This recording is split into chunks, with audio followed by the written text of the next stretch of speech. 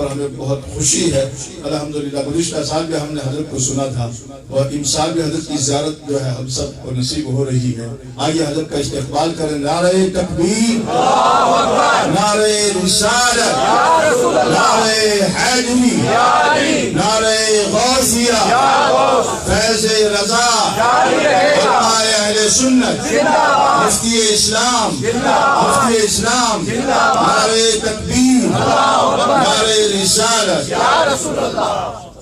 عشق محبت، عشق محبت، اعلیٰ حضرت، اعلیٰ حضرت، عشق محبت، عشق محبت، اعلیٰ حضرت، اعلیٰ حضرت۔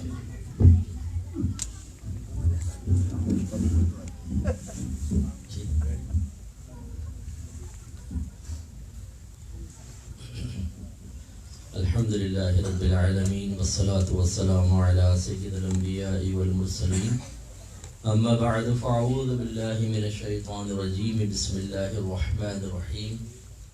قال تبارک و تعالی فی القرآن المجید والفرقان الحمید، اہدنا الصراط المستقیم صراط الذین انعمت علیہم۔ وقال تبارک و تعالی فی مقام آخر، اطیعوا اللہ واطیعوا الرسول واولی الامر منکم۔ وقال تبارک و تعالی فی مقام آخر، فاسألوا اہل الذکر ان کنتم لا تعلمون۔ صدق اللہ العظیم وصدق رسولہ النبی الکریم۔ میں آپ سب کا بہت شکر گزار ہوں کہ آپ نے اس متبرک مجلس و محفل میں چند کلمات کہنے کا موقع فراہم کیا، اور حضرت نے ان سے بھی معذرت خواہ ہوں کہ جو میری تعریف میں مبالغہ آرائی کی ہے، میں اس کا یقیناً نہ مستحق ہوں نہ اس قابل ہوں۔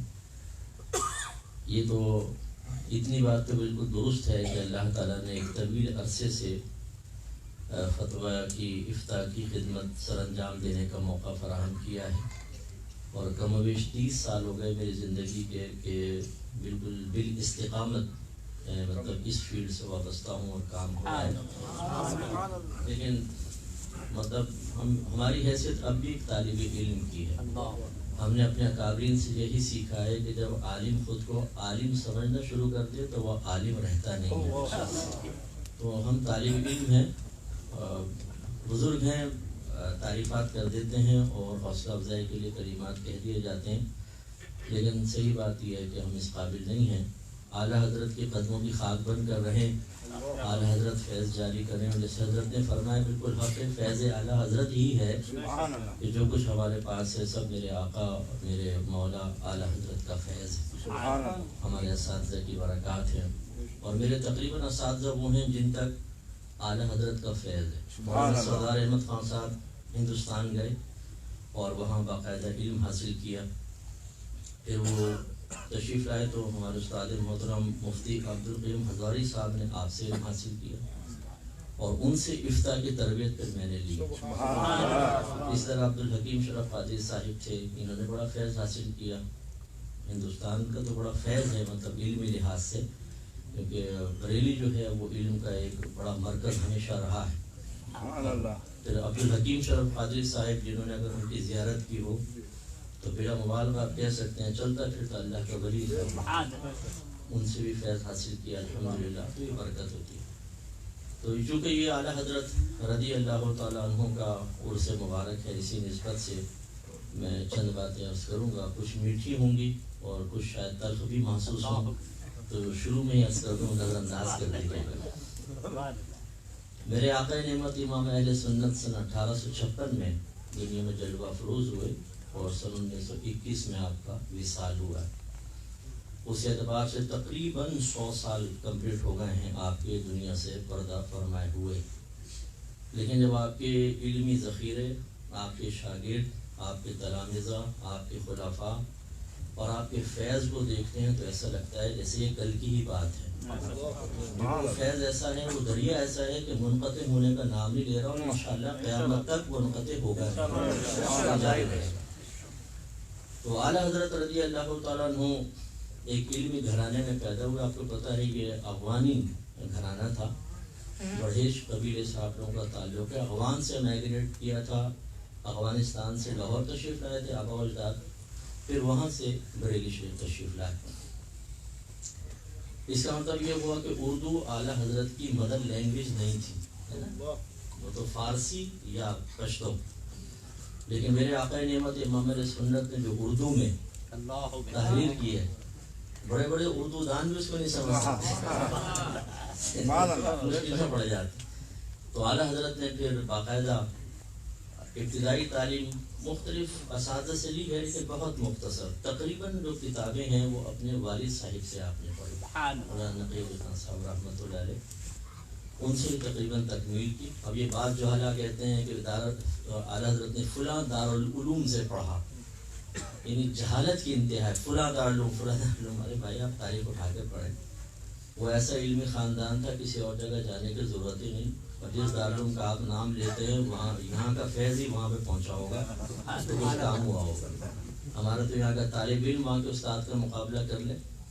تو خلاصہ کلام یہ ہے کہ یہ اس طرح کی الٹی سیدھی باتیں بھی اعلیٰ حضرت کی طرف منسوب کر دی جاتی ہیں، خصوصاً ہماری وہ ینگ جنریشن جو کسی زندہ مفتی صاحب سے چیز معلوم نہیں کرتے، بلکہ ان کے جو مفتی گوگل، ان سے فیضیاب ہوتے ہیں۔ مفتی گوگل پہ بیٹھے، لکھا، سرچ کیا، سامنے آ گیا، بس یہ جو کہہ رہے ہیں وہ صحیح ہے۔ اور آپ کو پتا ہے کہ مفتی گوگل ہر طرح کی رتبہ یابی سے بھرپور ہے، الٹی سیدھی ہر چیز ڈال دی گئی ہے۔ وہاں سے ہم لوگ جب معلومات حاصل کرتے ہیں تو آپ کو پتا ہے کہ کتنی فیک چیزیں ہوتی ہیں۔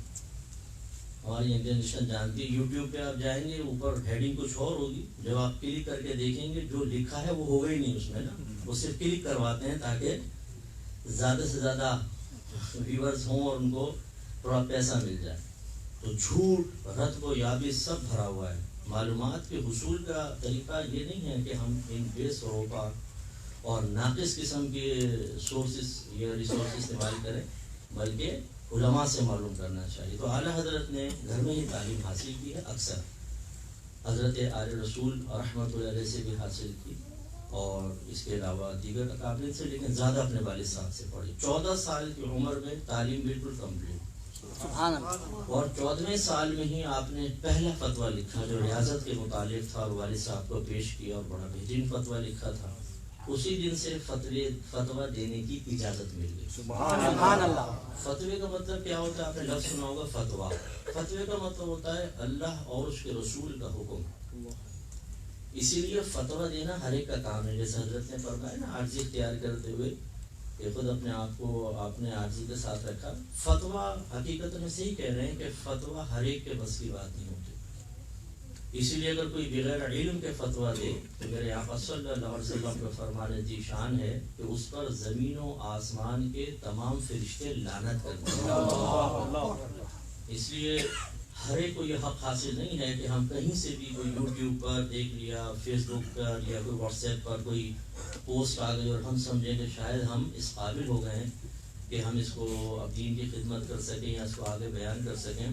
مجھے بعض کو ایسے بھی ملتے ہیں کیونکہ میری تو یہ فیلڈ ہے، رات دن انہی چیزوں سے پالا پڑتا رہتا ہے کہ کوئی ایک حدیث آ جائے گی جو احناف کے خلاف ہوگی، جیسے امام شافعی کی تائید میں، تو اسے پھر ہمیں بھیجیں گے کہ آپ لوگ تو یہ کہتے ہیں دیکھیں حدیث میں تو یہ ہے۔ بھائی کیا پوری حدیثیں سمٹ کر ایک ہی میں آ گئی ہیں؟ اور بہت ساری حدیثیں ہوتی ہیں۔ علماء یاد رکھیں، ینگ جنریشن جو ینگسٹرز بیٹھے ہیں، میں ان سے خاص طور پہ گزارش کر رہا ہوں، علماء کا کام کیا ہوتا ہے؟ جب کسی ایک مسئلے ٹاپک پہ کوئی کلام کرنا ہوتا ہے نا، اس ٹاپک سے متعلق جتنی آیات، پھر جتنی حدیثیں، پھر صحابہ کرام کے اقوال، پھر ان کے افعال، بعض اوقات قول کچھ ہوتا ہے، فعل کچھ اور ہوتا ہے، ان سب کو سامنے رکھتے ہیں اور پھر ایک نتیجہ نکالتے ہیں۔ یعنی امام اعظم رضی اللہ تعالیٰ عنہ نے اس طریقے سے سب کام کیا۔ پھر اس کے بعد جو اس میں مطلب کمی رہی، کمی سے اعتبار سے کہ جیسے جیسے زمانہ بدلتا ہے، مسائل بدلتے جاتے ہیں، تو پھر اللہ تعالیٰ نے ہر دور میں ایسے علماء ضرور پیدا کیے ہوتے ہیں جو مسائل کا حل بتاتے ہیں۔ تو ہمارے پاس جب ایک حدیث آتی ہے، یہ ہمیشہ یاد رکھیں، اگر آپ کہتے ہیں یہ حدیث تو فلاں عمل کے خلاف ہے، جیسے لا صلاۃ الا بفاتحۃ الکتاب حدیث میں ہے کہ جس نے سورہ فاتحہ نہیں پڑھی اس کی نماز ہی نہیں ہے، یا اب آپ کہیں گے ہمیں تو کہا جاتا ہے کہ امام کے پیچھے قرات کرنا منع ہے، حدیث تو یہ کہہ رہی ہے، سوال یہ پیدا ہوتا ہے کہ کیا 1500 سال کے تمام علماء سو رہے تھے؟ ان تک یہ حدیث نہیں پہنچی، یہ اس پپو کے پاس پہنچی سب سے پہلے، اور یہ سوچا یار یہ کیا سارے علماء پاگل ہو گئے، ان کو نظر نہیں آ رہی حدیث ہے؟ بھائی جتنی بھی آپ اسٹڈی کر لیں قرآن حدیث، جہاں پر آپ کا اینڈ ہوگا نا ہمارے علماء کی تحقیق کی، وہاں سے یعنی جہاں آپ کی اختتام ہوگا، ابتدا بھی نہیں ہوگی، اس سے بھی آگے سے ابتدا ہوگی. کیونکہ علماء سب حدیثیں، سب آیات، سب چیزیں دیکھ چکے ہیں اور فقہ حنفی مرتب ہو چکا ہے. تو بہرحال فتویٰ جو ہے بڑا مشکل کام ہوتا ہے، لیکن اعلیٰ حضرت نے 14 سال کی عمر میں، جس میں ہمارے بچے جو ہیں وہ گیم کھیل رہے ہوتے ہیں نا شیئرنگ میں، انٹرنیٹ پہ بیٹھے ہوئے اور فیس بک پہ فرینڈس بنائے ہوتے ہیں، ان سے چیٹ کر رہے ہوتے ہیں، اور ہمارے ماں باپ کہہ رہے ہوتے ہیں ابھی تو یہ بچہ ہے، ابھی تو نماز پڑھنے کا بھی کون ہے، 14 سال کے بچے کو بیٹا نماز پڑھنا، ابھی تو یہ بچہ ہے، اس کی عمر ہی کیا ہے. تو ہم کہتے ہیں بچہ، اور اعلیٰ حضرت نے 14 سال کی عمر میں فتویٰ بھی دے دیا، پرفیکٹ فتویٰ. اور پھر جب والد صاحب کی طرف سے اجازت ملی تو جیسے حضرت نے فرمایا 50 سال تک اعلیٰ حضرت فتاویٰ لکھتے رہے، 50 سال لگاتار فتوے لکھتے رہے. اور آپ کے فتاویٰ کا مجموعہ بہت معروف فتاوی رضویہ کے نام سے ہے، جو یقیناً ایک عام آدمی کیا بہت سے جو سطحی علماء ہیں ان کے لیے سمجھنا بھی مشکل ہے. اور صحیح بات یہ ہے کہ اعلیٰ حضرت امام اہل سنت رضی اللہ تعالیٰ عنہ کی زندگی کے 2 پہلو بنا لیں، ایک وہ جو عوام کو سمجھ میں آ جائے، ایک وہ جو عوام کے سامنے بیان کرنے لگے تو سمجھ میں نہ آئے. وہ آپ کی علمی زندگی ہے اور علمی اونچ نیچ ہے جو ہے وہ عوام الناس کو سمجھ میں نہیں آئے گی، دقیق بحثیں ہیں. تو اسی لیے میں آپ کی خدمت میں اعلیٰ حضرت کے کچھ ایسے زندگی کے پہلو جو شاید آپ پہلے بھی سن چکے ہوں، لیکن جیسے میں نے آیات عرض کی ہیں اس کی روشنی میں ہمیں ہر بزرگ کی سیرت، اس کی شخصیت اور اس کے رویوں، اس کے اخلاق کو دیکھنا چاہیے، سمجھنا چاہیے اور اپنانے کی کوشش کرنی چاہیے. مثلا اللہ تعالیٰ نے فرمایا اہدنا الصراط المستقیم صراط الذین انعمت علیہم، اے اللہ تعالیٰ ہمیں سیدھا راستہ دیا، ان لوگوں کا راستہ جن پر تو نے انعام فرمایا. میرے نوجوان جتنے بیٹھے ہیں خاص طور پہ غور سے سنیں اگر میری بات سمجھ میں آ رہی ہے تو، کہ ہم یہ کہتے ہیں جی آج کون حق پر ہے کون حق پر نہیں ہے، اتنے لوگ ہیں، اتنے اسکول آف تھاٹس بن چکے ہیں، سمجھ میں نہیں آتا کس کے پیچھے چلیں کس کے پیچھے نہ چلیں، کوئی کچھ کہہ رہا ہے کوئی کچھ کہہ رہا ہے. اللہ تبارک و تعالیٰ نے قرآن کی ابتدا میں اس مسئلے کا حل بتا دیا. اللہ تعالیٰ نے پہلے فرمایا دعا کرو اے اللہ تعالیٰ ہمیں سیدھا راستہ چلا. پھر یہ نہیں فرمایا کہ سیدھا راستہ کون سا ہے، جو قرآن کا راستہ ہے، سیدھا راستہ کون سا ہے، جو حدیث کا راستہ ہے. نہیں، اللہ تعالیٰ میں سیدھا راستہ چلا ان لوگوں کا راستہ جن پر تو نے انعام فرمایا. اس کا مطلب اللہ کے انعام یافتہ بندوں کا راستہ ہی قرآن و حدیث کا راستہ ہے. اب 1500 سال میں اللہ کے انعام یافتہ بندوں کی ایک لسٹ تیار کر لیں جن کو ہر ایک کہتا ہے یہ بزرگ ہیں، یہ اکابرین میں سے ہیں. آپ یہ دیکھیں گے اس میں 95% اہل سنت کے وہ لوگ ہیں جو اولیاء کو ماننے والے ہیں، جو سرکار کو افضل ترین ماننے والے ہیں، سرکار کا ادب و احترام کرنے والے ہیں، سرکار کی طرف علم غیب کی نسبتیں کرنے والے ہیں، مزارات پہ حاضری کے قائل ہیں، وہ ایصال ثواب کے قائل ہیں، استمداد اولیاء استمداد انبیاء کے قائل ہیں. یہ ہمارے اکابرین ہیں. تو اس لیے اللہ تعالیٰ نے ایک تو یہ مسئلہ ہمارا حل فرمایا کہ آپ انعام یافتہ بندوں کے طریقے پہ چلیں گے نجات پا جائیں گے. اس کا مطلب یہ ہوا کہ اگر آپ کو قرآن کی کوئی آیت یا کوئی حدیث ایسی ملتی ہے جو اللہ کے انعام یافتہ بندوں کے خلاف جا رہی ہے تو یاد رکھیں اس کا مطلب یہ نہیں ہے کہ وہ اللہ کے انعام یافتہ بندے اس کے خلاف چل کر کوئی درجہ پا چکے ہیں. ایسا کیسے ہو سکتا ہے کہ وہ قرآن و حدیث کے خلاف چلیں اور اللہ سے انعام پا لیں؟ اس کا مطلب ہے آپ اس قرآن یا حدیث کو صحیح طرح نہیں سمجھ پا رہے. کیونکہ اگر کوئی قرآن حدیث کے خلاف چلتا تو وہ اللہ کا انعام یافتہ بندہ کیسے ہوتا؟ اس کا مطلب یہ کہ ہم قرآن یا حدیث کو صحیح نہیں سمجھ پا رہے. اب ایسے ایسے لوگ ہیں جو کہتے ہیں کہ کسی مولوی سے قرآن کو مت سمجھو، یہ مولوی ہی بگاڑ پیدا کرتا. اچھا تو کیا کریں؟ آپ خود قرآن پڑھیں، ترجمہ لیں، اس کو پڑھیں، اس کو خود سمجھیں، مولوی سے نہ سمجھیں. یعنی آپ اندازہ کریں نوجوانوں کو گمراہ کرنے کا کس قدر قبیح ترین طریقہ ہے. اللہ تعالیٰ صحابہ کرام کے بارے میں تو یہ فرمائے، نبی کریم کے لیے ارشاد فرمائے کہ یتلو علیہم آیاتہ ویزکیہم ویعلمہم الکتاب والحکمہ. یہ رسول ان صحابہ کرام کے سامنے قرآن کی تلاوت فرماتے ہیں، ان کا تزکیہ نفس فرماتے ہیں اور انہیں کتاب اور حکمت سکھاتے ہیں. صحابہ کرام عربی اللسان ہیں، ان کی مدر لینگویج عربک ہے. وہ سرکار کی زبان سے قرآن سنتے تھے اور میننگ سے فوراً ان کو سمجھ میں آتی تھی. اس کے باوجود وہ قرآن سیکھتے ہیں نبی کریم سے. اور ہمیں جس کو قرآن کی ABC بھی نہیں آتی، عربک بھی نہیں آتی، ہم ترجمہ پڑھ کے سب سیکھ لیں گے. یہ جہالت عظیمہ ہے. ایک شخص مجھے ایسا مل گیا، وہ میں نے بیان کر کے آیا تو پیچھے پیچھے آگے لگتے، کہا آپ نے یہ کہا وہ کہا. قرآن تو سمجھنا بڑا آسان ہے، ہاتھ میں قرآن تھا، میں نے دکھاؤ ذرا. اس نے کھولا قرآن، میں نے ترجمے پہ ہاتھ رکھ کے میں نے کہا اس کا ترجمہ کر کے بتاؤ ذرا. خاموش. یعنی جس کو یہی نہیں پتا کہ یہ جو ترجمہ کیا گیا ہے یہ قرآن کی آیت کے موافق بھی ہے کہ نہیں ہے، اور وہ اس ترجمے کو پڑھ کر علماء کو چیلنج کرے گا.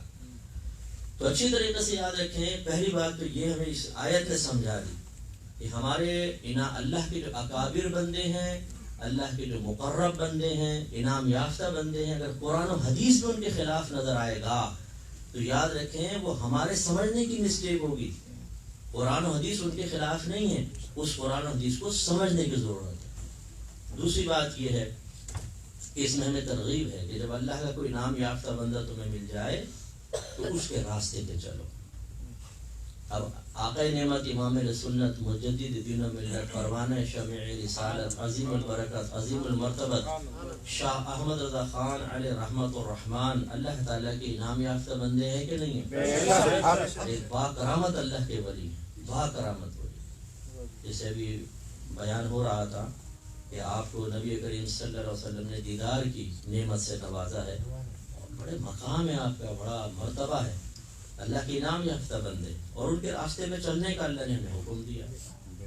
اب ہم ایسے آراز کی محافل سجاتے ہیں، نعتیں پڑھتے ہیں، اعلیٰ حضرت کی نظم میں نثر میں مدح کرتے ہیں اور امید ہوتی ہے اللہ تعالیٰ ہم پر رحمت نازل کرے گا.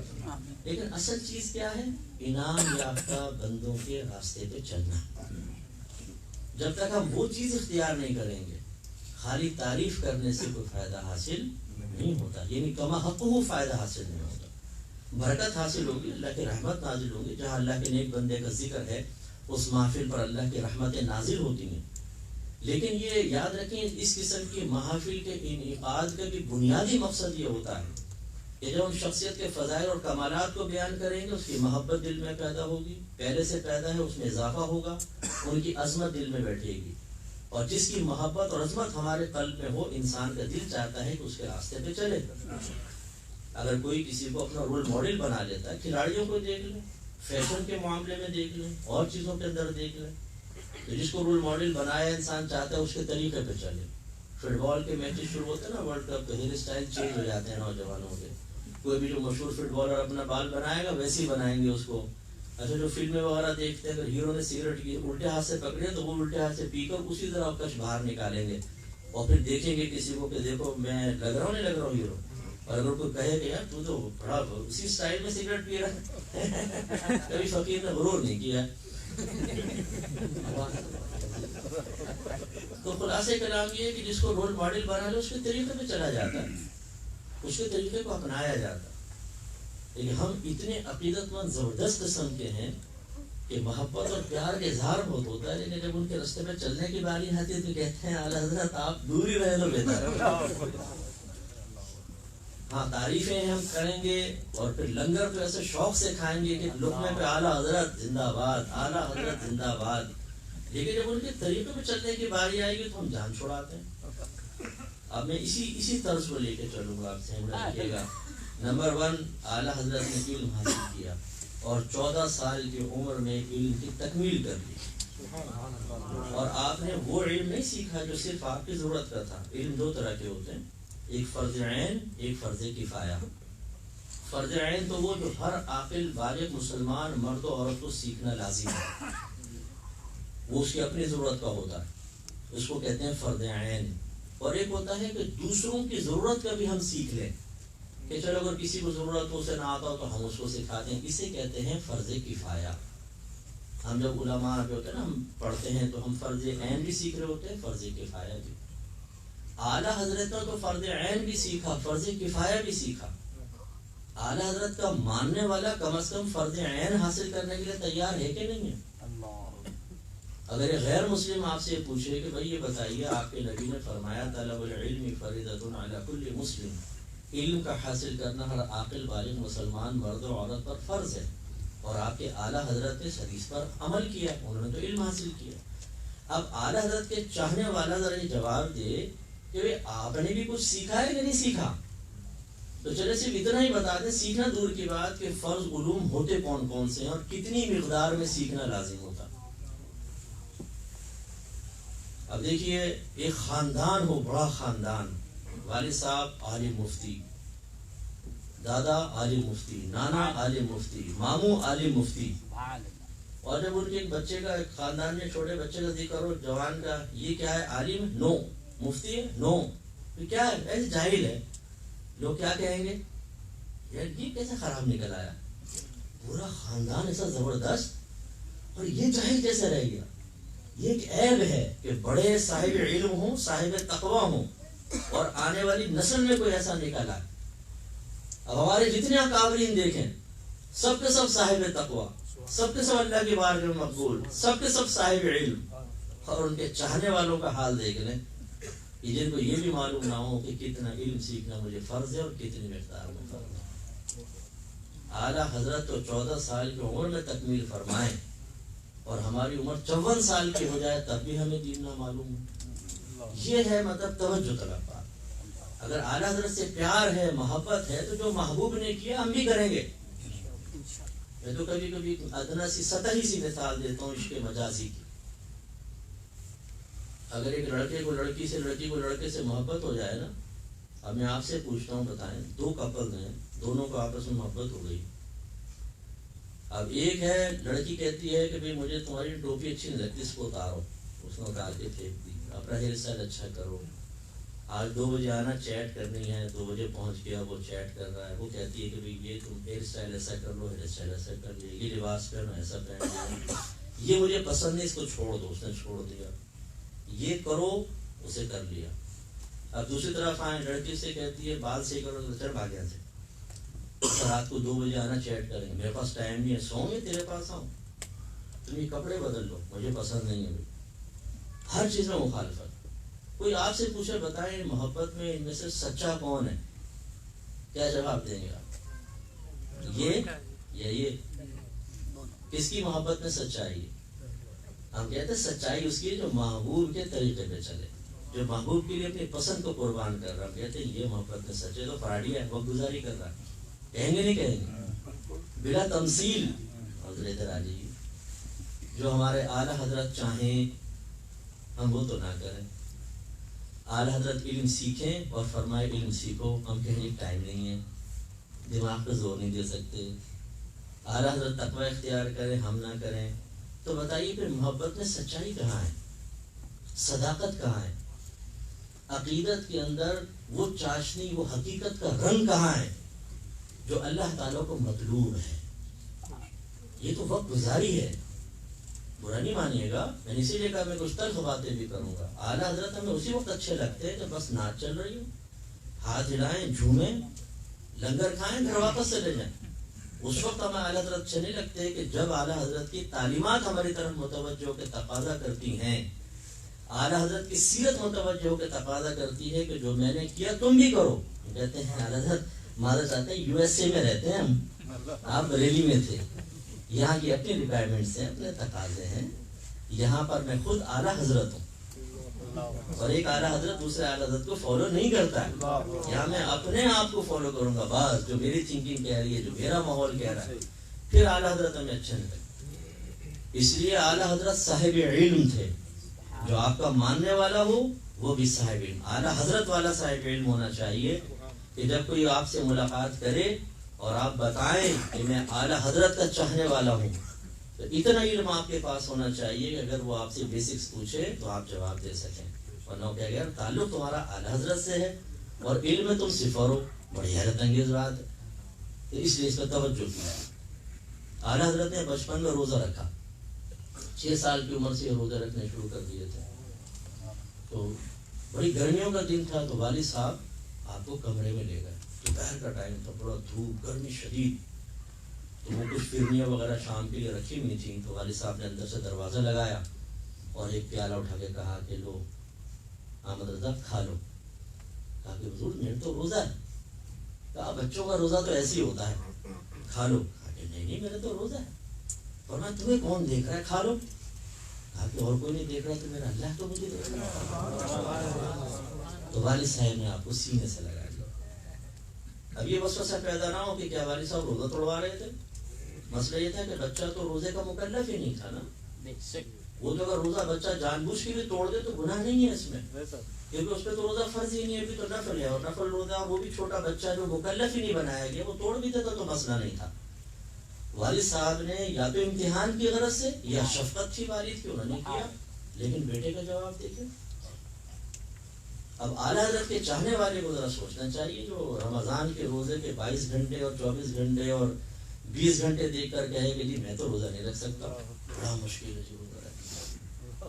ہٹے کٹے ہیں, سارے کام چل رہے ہیں, چھٹی کے دن بھی روزہ نہیں رکھتے. پھر وہ ایسا روٹین بن جاتا ہے چلو کام کا تو ایک عذر کچھ شاید کہیں سمجھ میں آ جائے, وہ بھی اگر علماء سے آپ معلوم کریں کہ رعایت مل سکتی ہے کہ نہیں. لیکن ایسی عادت پختہ ہو جاتی ہے کہ چھٹی میں بھی روزہ, گھر میں پڑے ہوئے فلمیں دیکھ رہے ہیں, ڈرامے دیکھ رہے ہیں, سو رہے ہیں, لیکن روزہ نہیں رکھ رہے. 20 گھنٹے کا روزہ کون رکھے. اعلیٰ حضرت تو 6 سال کی عمر میں روزہ رکھیں جب مکلف بھی نہیں ہے, اور ہم مکلف ہونے کے باوجود روزے نہ رکھیں.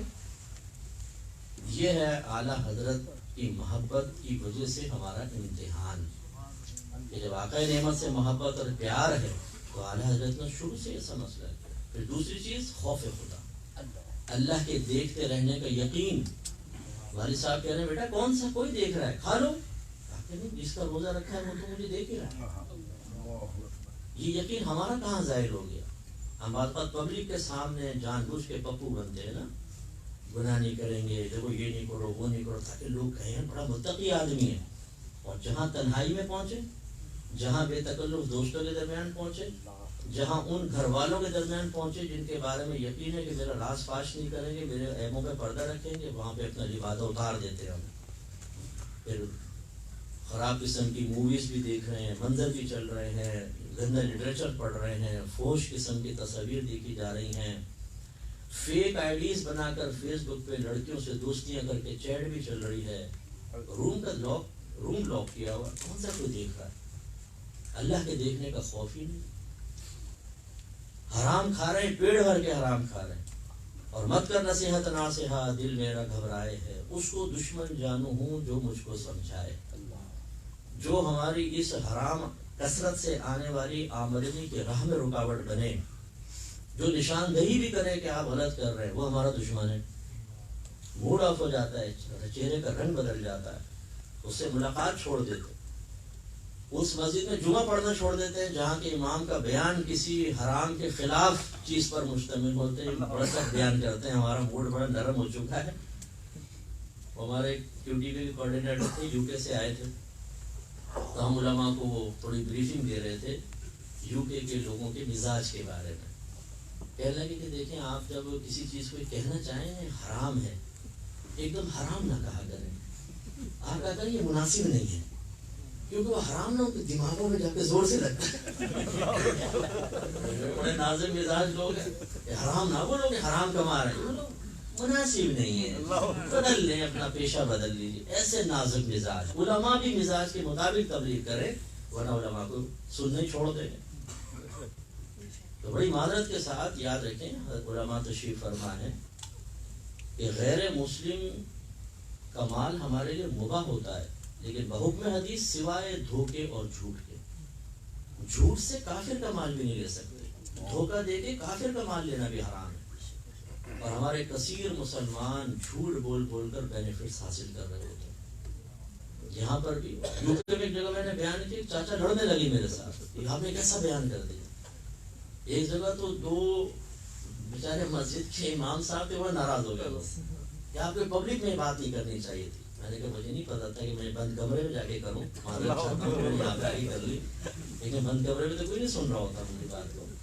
وہ پتہ چلا بعد میں وہ دو بھی بینیفٹ لے رہے تھے، اس سے ناراض ہوئے کہ آپ. تو خلاصے کلام یہ ہے کہ اب اس کے نشاندہی کریں. تو بعض اوقات والد سوچتا ہے میرا بیٹا بھی ساتھ بیٹھا ہوا ہے، میں نے تو اپنے بوگس دلائل سے اس کو سمجھایا ہوا تھا کہ طیب اور حلال ہے ہمارے لیے، یہ مفتی صاحب کیا کر کے چلے گا، آگ لگا کے چلے گئے گھر میں. اب چونکہ بیٹا جا کے پوچھے گا ابا کیا کرتے رہے آپ، فراڈ کرتے رہے، ہمیں سمجھاتے رہے کہ یہ غلط کام کو آپ جائز کہتے رہے.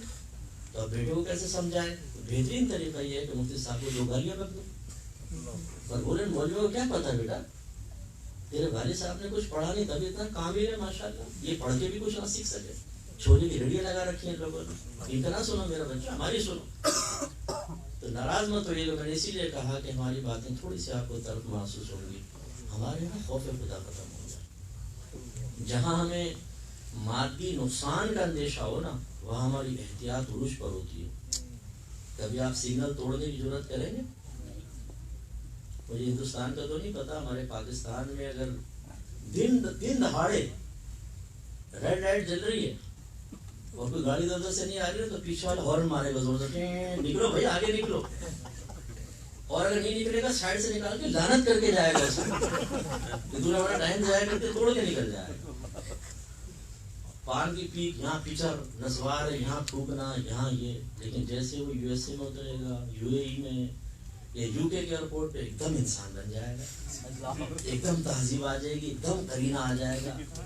وہاں پر اگر ایئرپورٹ پہ لائن میں لگا دیں تو یو ایس اے کا ایئرپورٹ ہے، یہ پاسپورٹ، یہ یو کے کا پاسپورٹ ایسا تکبر پیدا کرتا ہے، مجھے لگا کہ لائن میں لڑے گا جھگڑے گا نا.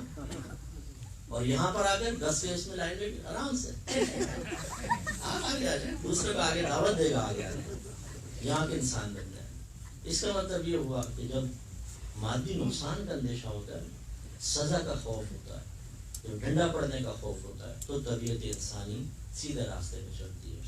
لیکن ہمارے اکابرین نے سمجھایا کہ دنیاوی نقصان کو فراموش کرو. اللہ اس کے رسول نے ایک وعید بھی بیان کی ہو نا، وہ ہمارے لیے کوڑے سے کم نہیں، وہ اصل ہے.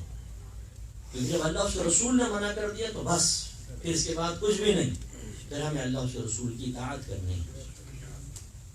لیکن ہم رکھتے ہیں اسی کو. جیسے اب نماز کا مسئلہ لے لیجیے، اعلیٰ حضرت 6 سال کی عمر میں روزہ نہیں چھوڑ رہا. یہ حدیث ہے، میرے آقا نے فرمایا بچہ 7 برس کا ہو جائے اس کو نماز کا حکم دو، 10 برس کا ہو جائے تو مار کر نماز پڑھاؤ. یہ کون کہہ رہے ہیں؟ رحمت للعالمین کہہ رہے ہیں، جنہوں نے اپنے دستے اقدس سے کسی کافر کو بھی تلوار نہیں ماری. شفقت، کرم، رحمت ہے میرے آقا کی.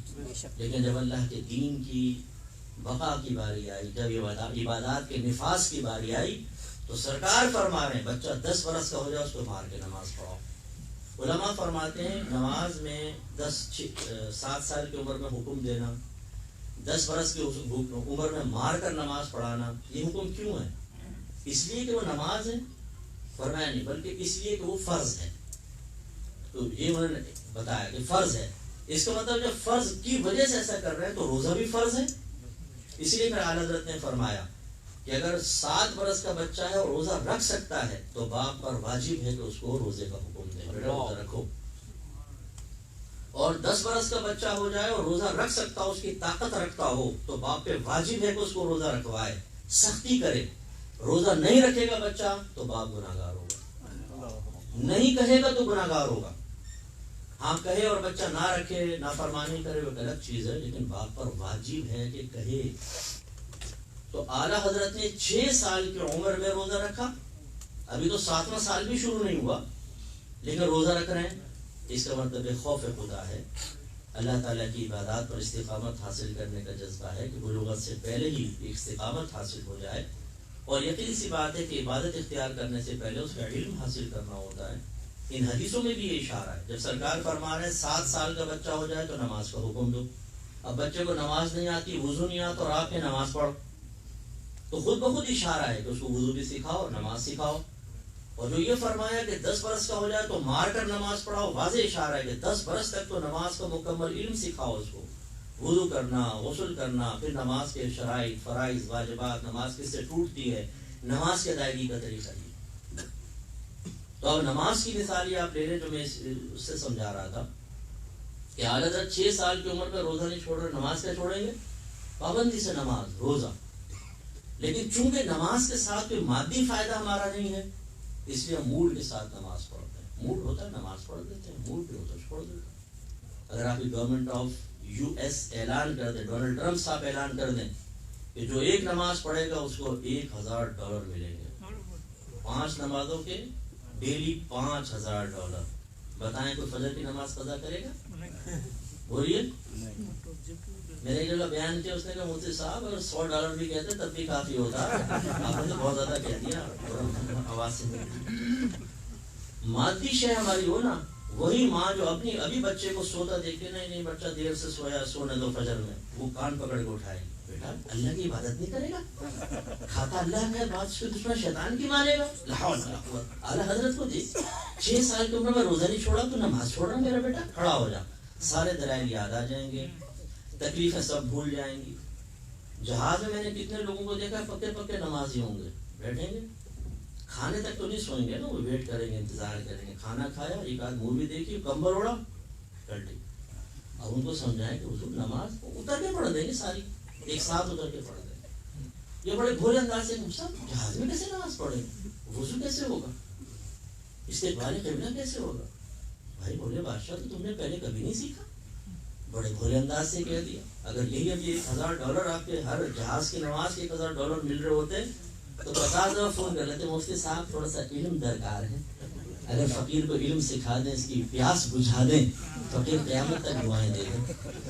کب حاضر ہو جاؤں آپ کی خدمت میں علم سیکھنے کے لیے.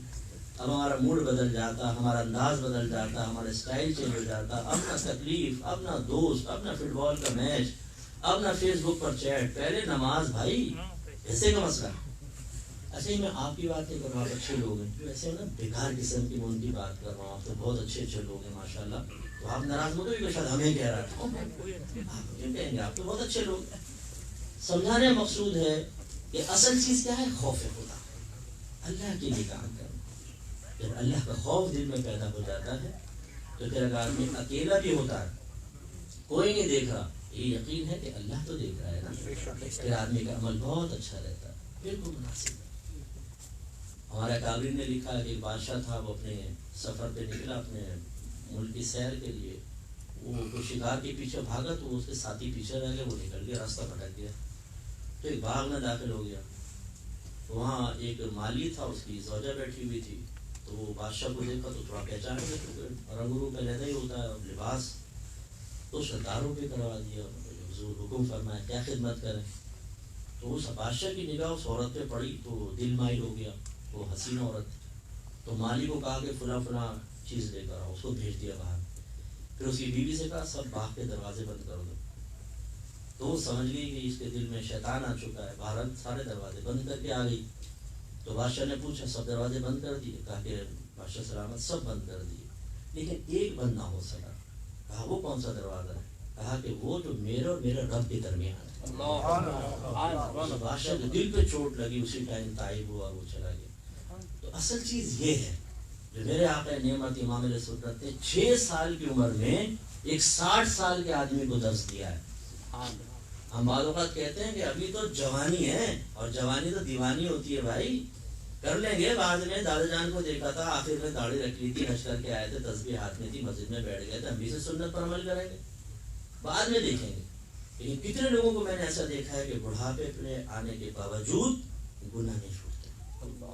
میں نے کراچی کے فٹ پاتھوں پہ، ہمارے یہاں 12 گوٹی کہتے ہیں اس کو، وہ بناتے ہیں ڈرافٹ ٹائپ نا، اس میں پھر گوٹیاں چلاتے ہیں، وہ اس کو 12 گوٹی کہتے ہیں. یا تاش کی گڈیاں لے کے بیٹھے ہوئے ہیں، کیرم کھیل رہے ہیں، بوڑھے ہیں، بالکل بوڑھے، نماز کا ہوش نہیں. یہ وہ لوگ ہیں جنہوں نے اس امید پر جوانی کو ضائع کیا کہ بڑھاپے میں جا کے سنبھل جائیں گے، لیکن بڑھاپے میں پہنچنے کے بعد اللہ کی توفیق شامل نہ ہو سکی اور تباہ ہو گئے.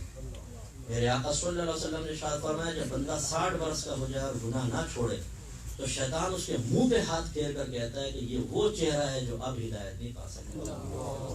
اس کو بھی اتنا یقین ہو جاتا ہے کہ یہ تو اپنا ایسا پرانا فرینڈ ہے، اولڈ فرینڈ، جگری یار، لگوٹیا یار، عرصہ دراز سے جو کہتا ہوں کہنا مانتا ہے، نہ اللہ کی مانتا ہے، نہ رسول کی مانتا ہے، میری مانتا ہے. اتنا پکا یار کیسے چھوڑ سکتا ہے؟ تو شیطان بھی منہ پہ ہاتھ پھیرتا ہے 60 سال کے بعد ایک ٹھپا لگا دیتا ہے. پاسپورٹ پہ ویزا لگتا ہے نا, تو انٹری پھر جائز ہو جاتی ہے دوسرے ملک کے اندر, تو منہ پہ ٹھپا لگاتا ہے کہ یہ تو میرے ساتھ جہنم میں جائے گا, انٹری اس کی ہو گئی. تو حضرت فرمانے شیطان بھی بھاگ جاتا ہے ایسا. اور یہ جہاں پر اس کی طرف کے گناہ کرنے والے ہوتے ہیں, ایک تو ہے گناہ کرنا, ایک ہے گناہ کروانا.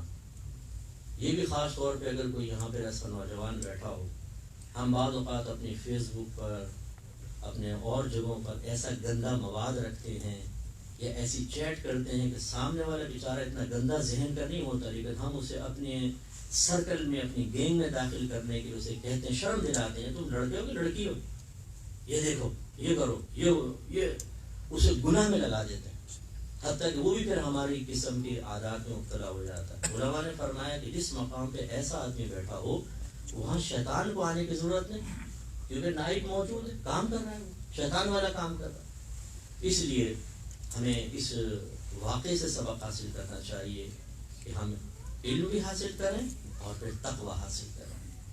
میرے آقا نعمت امام اہل سنت رضی اللہ تعالیٰ عنہ متکبرین سے بڑی نفرت رکھا کرتے تھے. ایک دفعہ کسی صاحب کے پاس ملنے گئے تو اس کے نوکر نے کوئی غلطی کی, تو آپ کے سامنے اس نے اپنے نوکر کو بہت ہی ذلیل کیا. اعلیٰ حضرت فرماتے ہیں مجھے بڑی تکلیف ہوئی کہ اس نے اتنی حقارت کے ساتھ اس کو ذلیل کیا ہے. بہرحال فرماتے میں خاموشی سے واپس آ گیا. کچھ عرصے بعد وہ صاحب ملنے کے لیے آئے.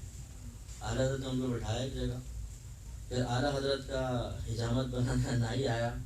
اعلیٰ حضرت نے فرمایا کہ ساتھ جا کے بیٹھ جائے. وہ جا کے جیسے بڑھا تو پدک کے کھڑا ہو گیا, یہ میرے ساتھ بیٹھے گا, یہ آپ نے میرے ساتھ میری بے عزتی کر رہے. تو اعلیٰ حضرت نے فرمایا کہ آپ نے جو اپنے نوکر کے ساتھ کیا تھا وہ غلط تھا, یہ تکبر ہے, یہ بھی ایک انسان ہے. تو کہا کہ نہیں آئندہ میں آپ کے پاس نہیں آؤں گا. اعلیٰ حضرت نے فرمایا میں بھی آپ سے آئندہ نہیں ملنا چاہتا ہوں. تو یہ اعلیٰ حضرت تکبر کو ناپسند کرتے تھے, اپنے نوکروں کے ساتھ بڑا پیارا سلوک کرتے تھے, ان کے ساتھ شفقت سے پیش آتے تھے. جیسے کہ روایت میں ہے کہ اعلیٰ حضرت معتکف تھے اور جب تک آپ نے پان ترک نہیں فرمائے تھے, آخر میں ترک کر دیے تھے. اس وقت پان کھانے کی بڑی عادت تھی اعلیٰ حضرت کو, تو افطار میں پان ضرور کھاتے تھے. تو وہ افطار کا ٹائم ہو گیا, وہ بچہ پان لایا نہیں, کافی دیر ہو گئی. پھر جب وہ آیا تو اعلیٰ حضرت نے اس کے سر پہ ہلکا سا چپت لگائی, میں اتنی دیر سے لائے. تو کہنے لگا کہ جی وہ گھر والوں نے تھوڑا تیاری میں دیر کر دی تھی. اچھا چلو کھایا پیا. وہ بچہ چلا گیا. اب جو آپ کے ساتھ معتکف تھے نا, وہ بتاتے ہیں کہ اعلیٰ حضرت تراویح ادا کرنے کے بعد ٹہل رہے مسجد میں, پریشان, ادھر ادھر بہت پریشان. حتیٰ کہ سحری کا وقت آیا, وہ بچہ سحری لے کر آیا. جیسے لایا سحری سائڈ میں رکھ کے اس کو بٹھا لیا اور کہا کہ دیکھو ہم نے اچانک جوش میں آپ کی ایک چپت رسید کر دی تھی, تو آپ اس کا بدلہ لے لو.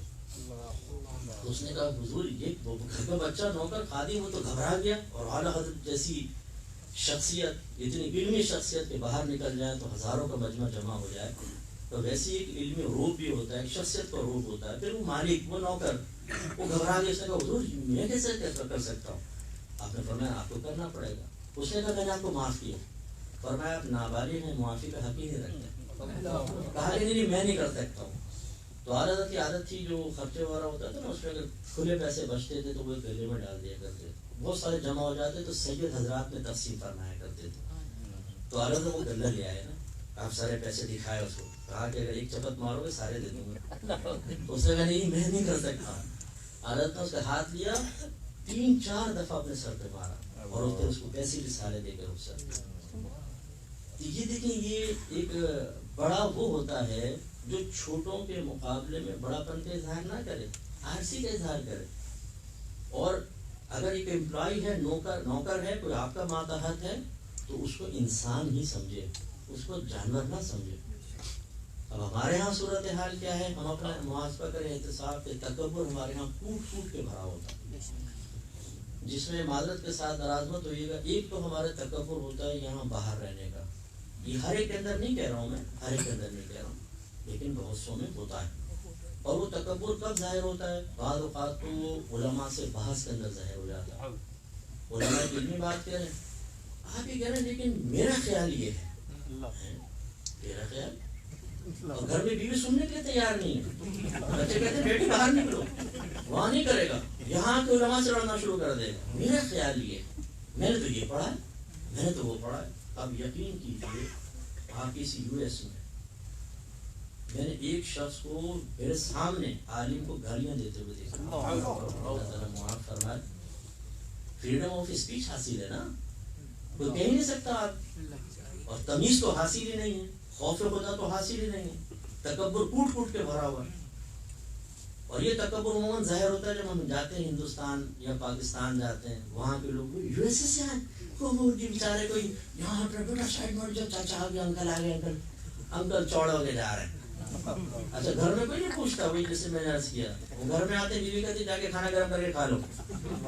بچے کہتے ڈیڈی تھک گئے، آپ اکیلے ٹی وی دیکھو، اوپر جا رہے. وہاں گھر میں کوئی ویلیو نہیں ہوگی، لیکن وہاں پہنچیں گے اور چوڑے ہو جائیں گے. بھائی اگر کسی نے تھوڑی شان میں گستاخی کر دی تو اسی طریقے سے زوجہ ہماری ماتحت ہے. اللہ نے اس کو ہمارے ماتحت کیا ہے، تو اس کا مطلب یہ نہیں ہے کہ ہم اس کو حقیر سمجھ کے ظلم کریں. اچھا UK میں نے بات بیان کی بیویوں پہ ظلم نہیں کرنا چاہیے، تو کھانا کھانے کا ٹائم آیا کہ مفتی صاحب یہ بیان یہاں نہ کیا کریں. کیوں؟ کہنے کا یہاں میاں نہیں بیویاں ظالم ہوتی ہیں. ایک فون کریں گے پولیس والا آگے پکڑ کے لے جائے گا. یہاں کیوں ہندوستان پاکستان میں بیان اچھا کرے گا.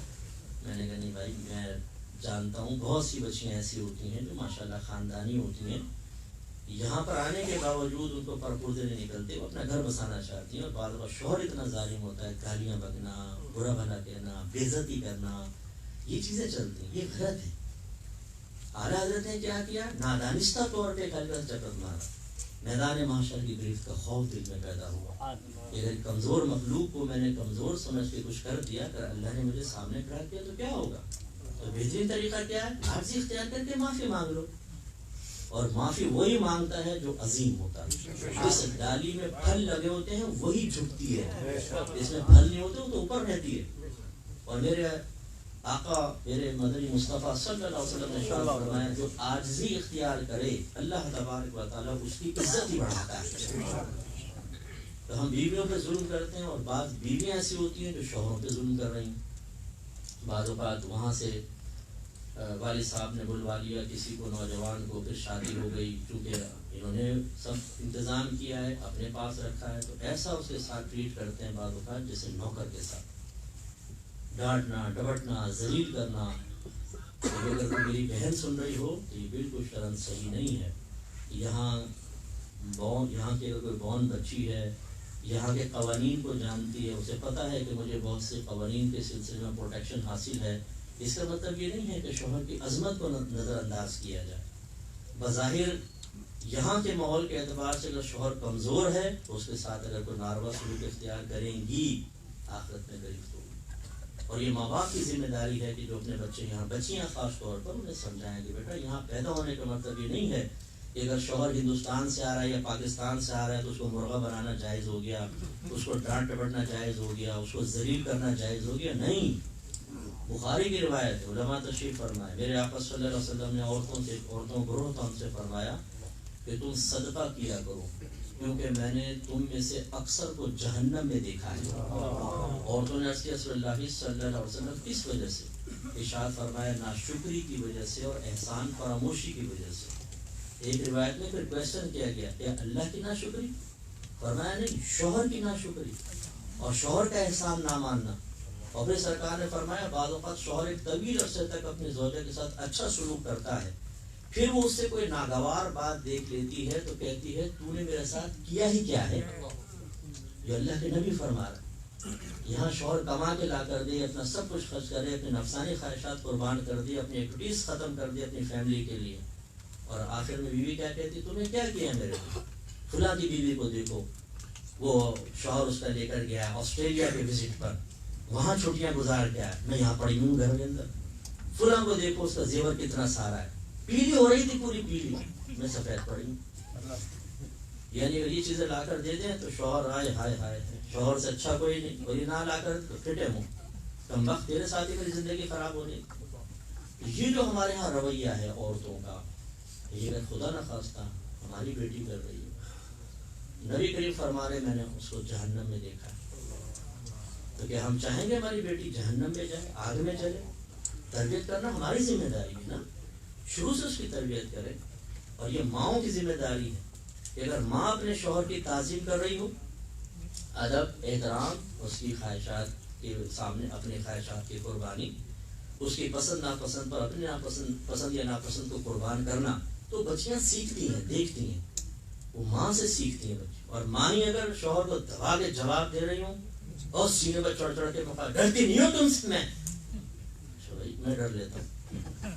تو بچیاں کہتی ہیں کہ او امی تو ہماری شیرنی تھی، تو پھر شیرنی کی بیٹی شیرنی ہوتی ہے، وہ کیسے دب کے رہ سکتی ہے؟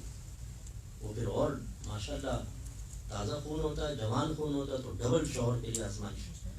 اور یہ پھر والدین اس کے ذمہ دار.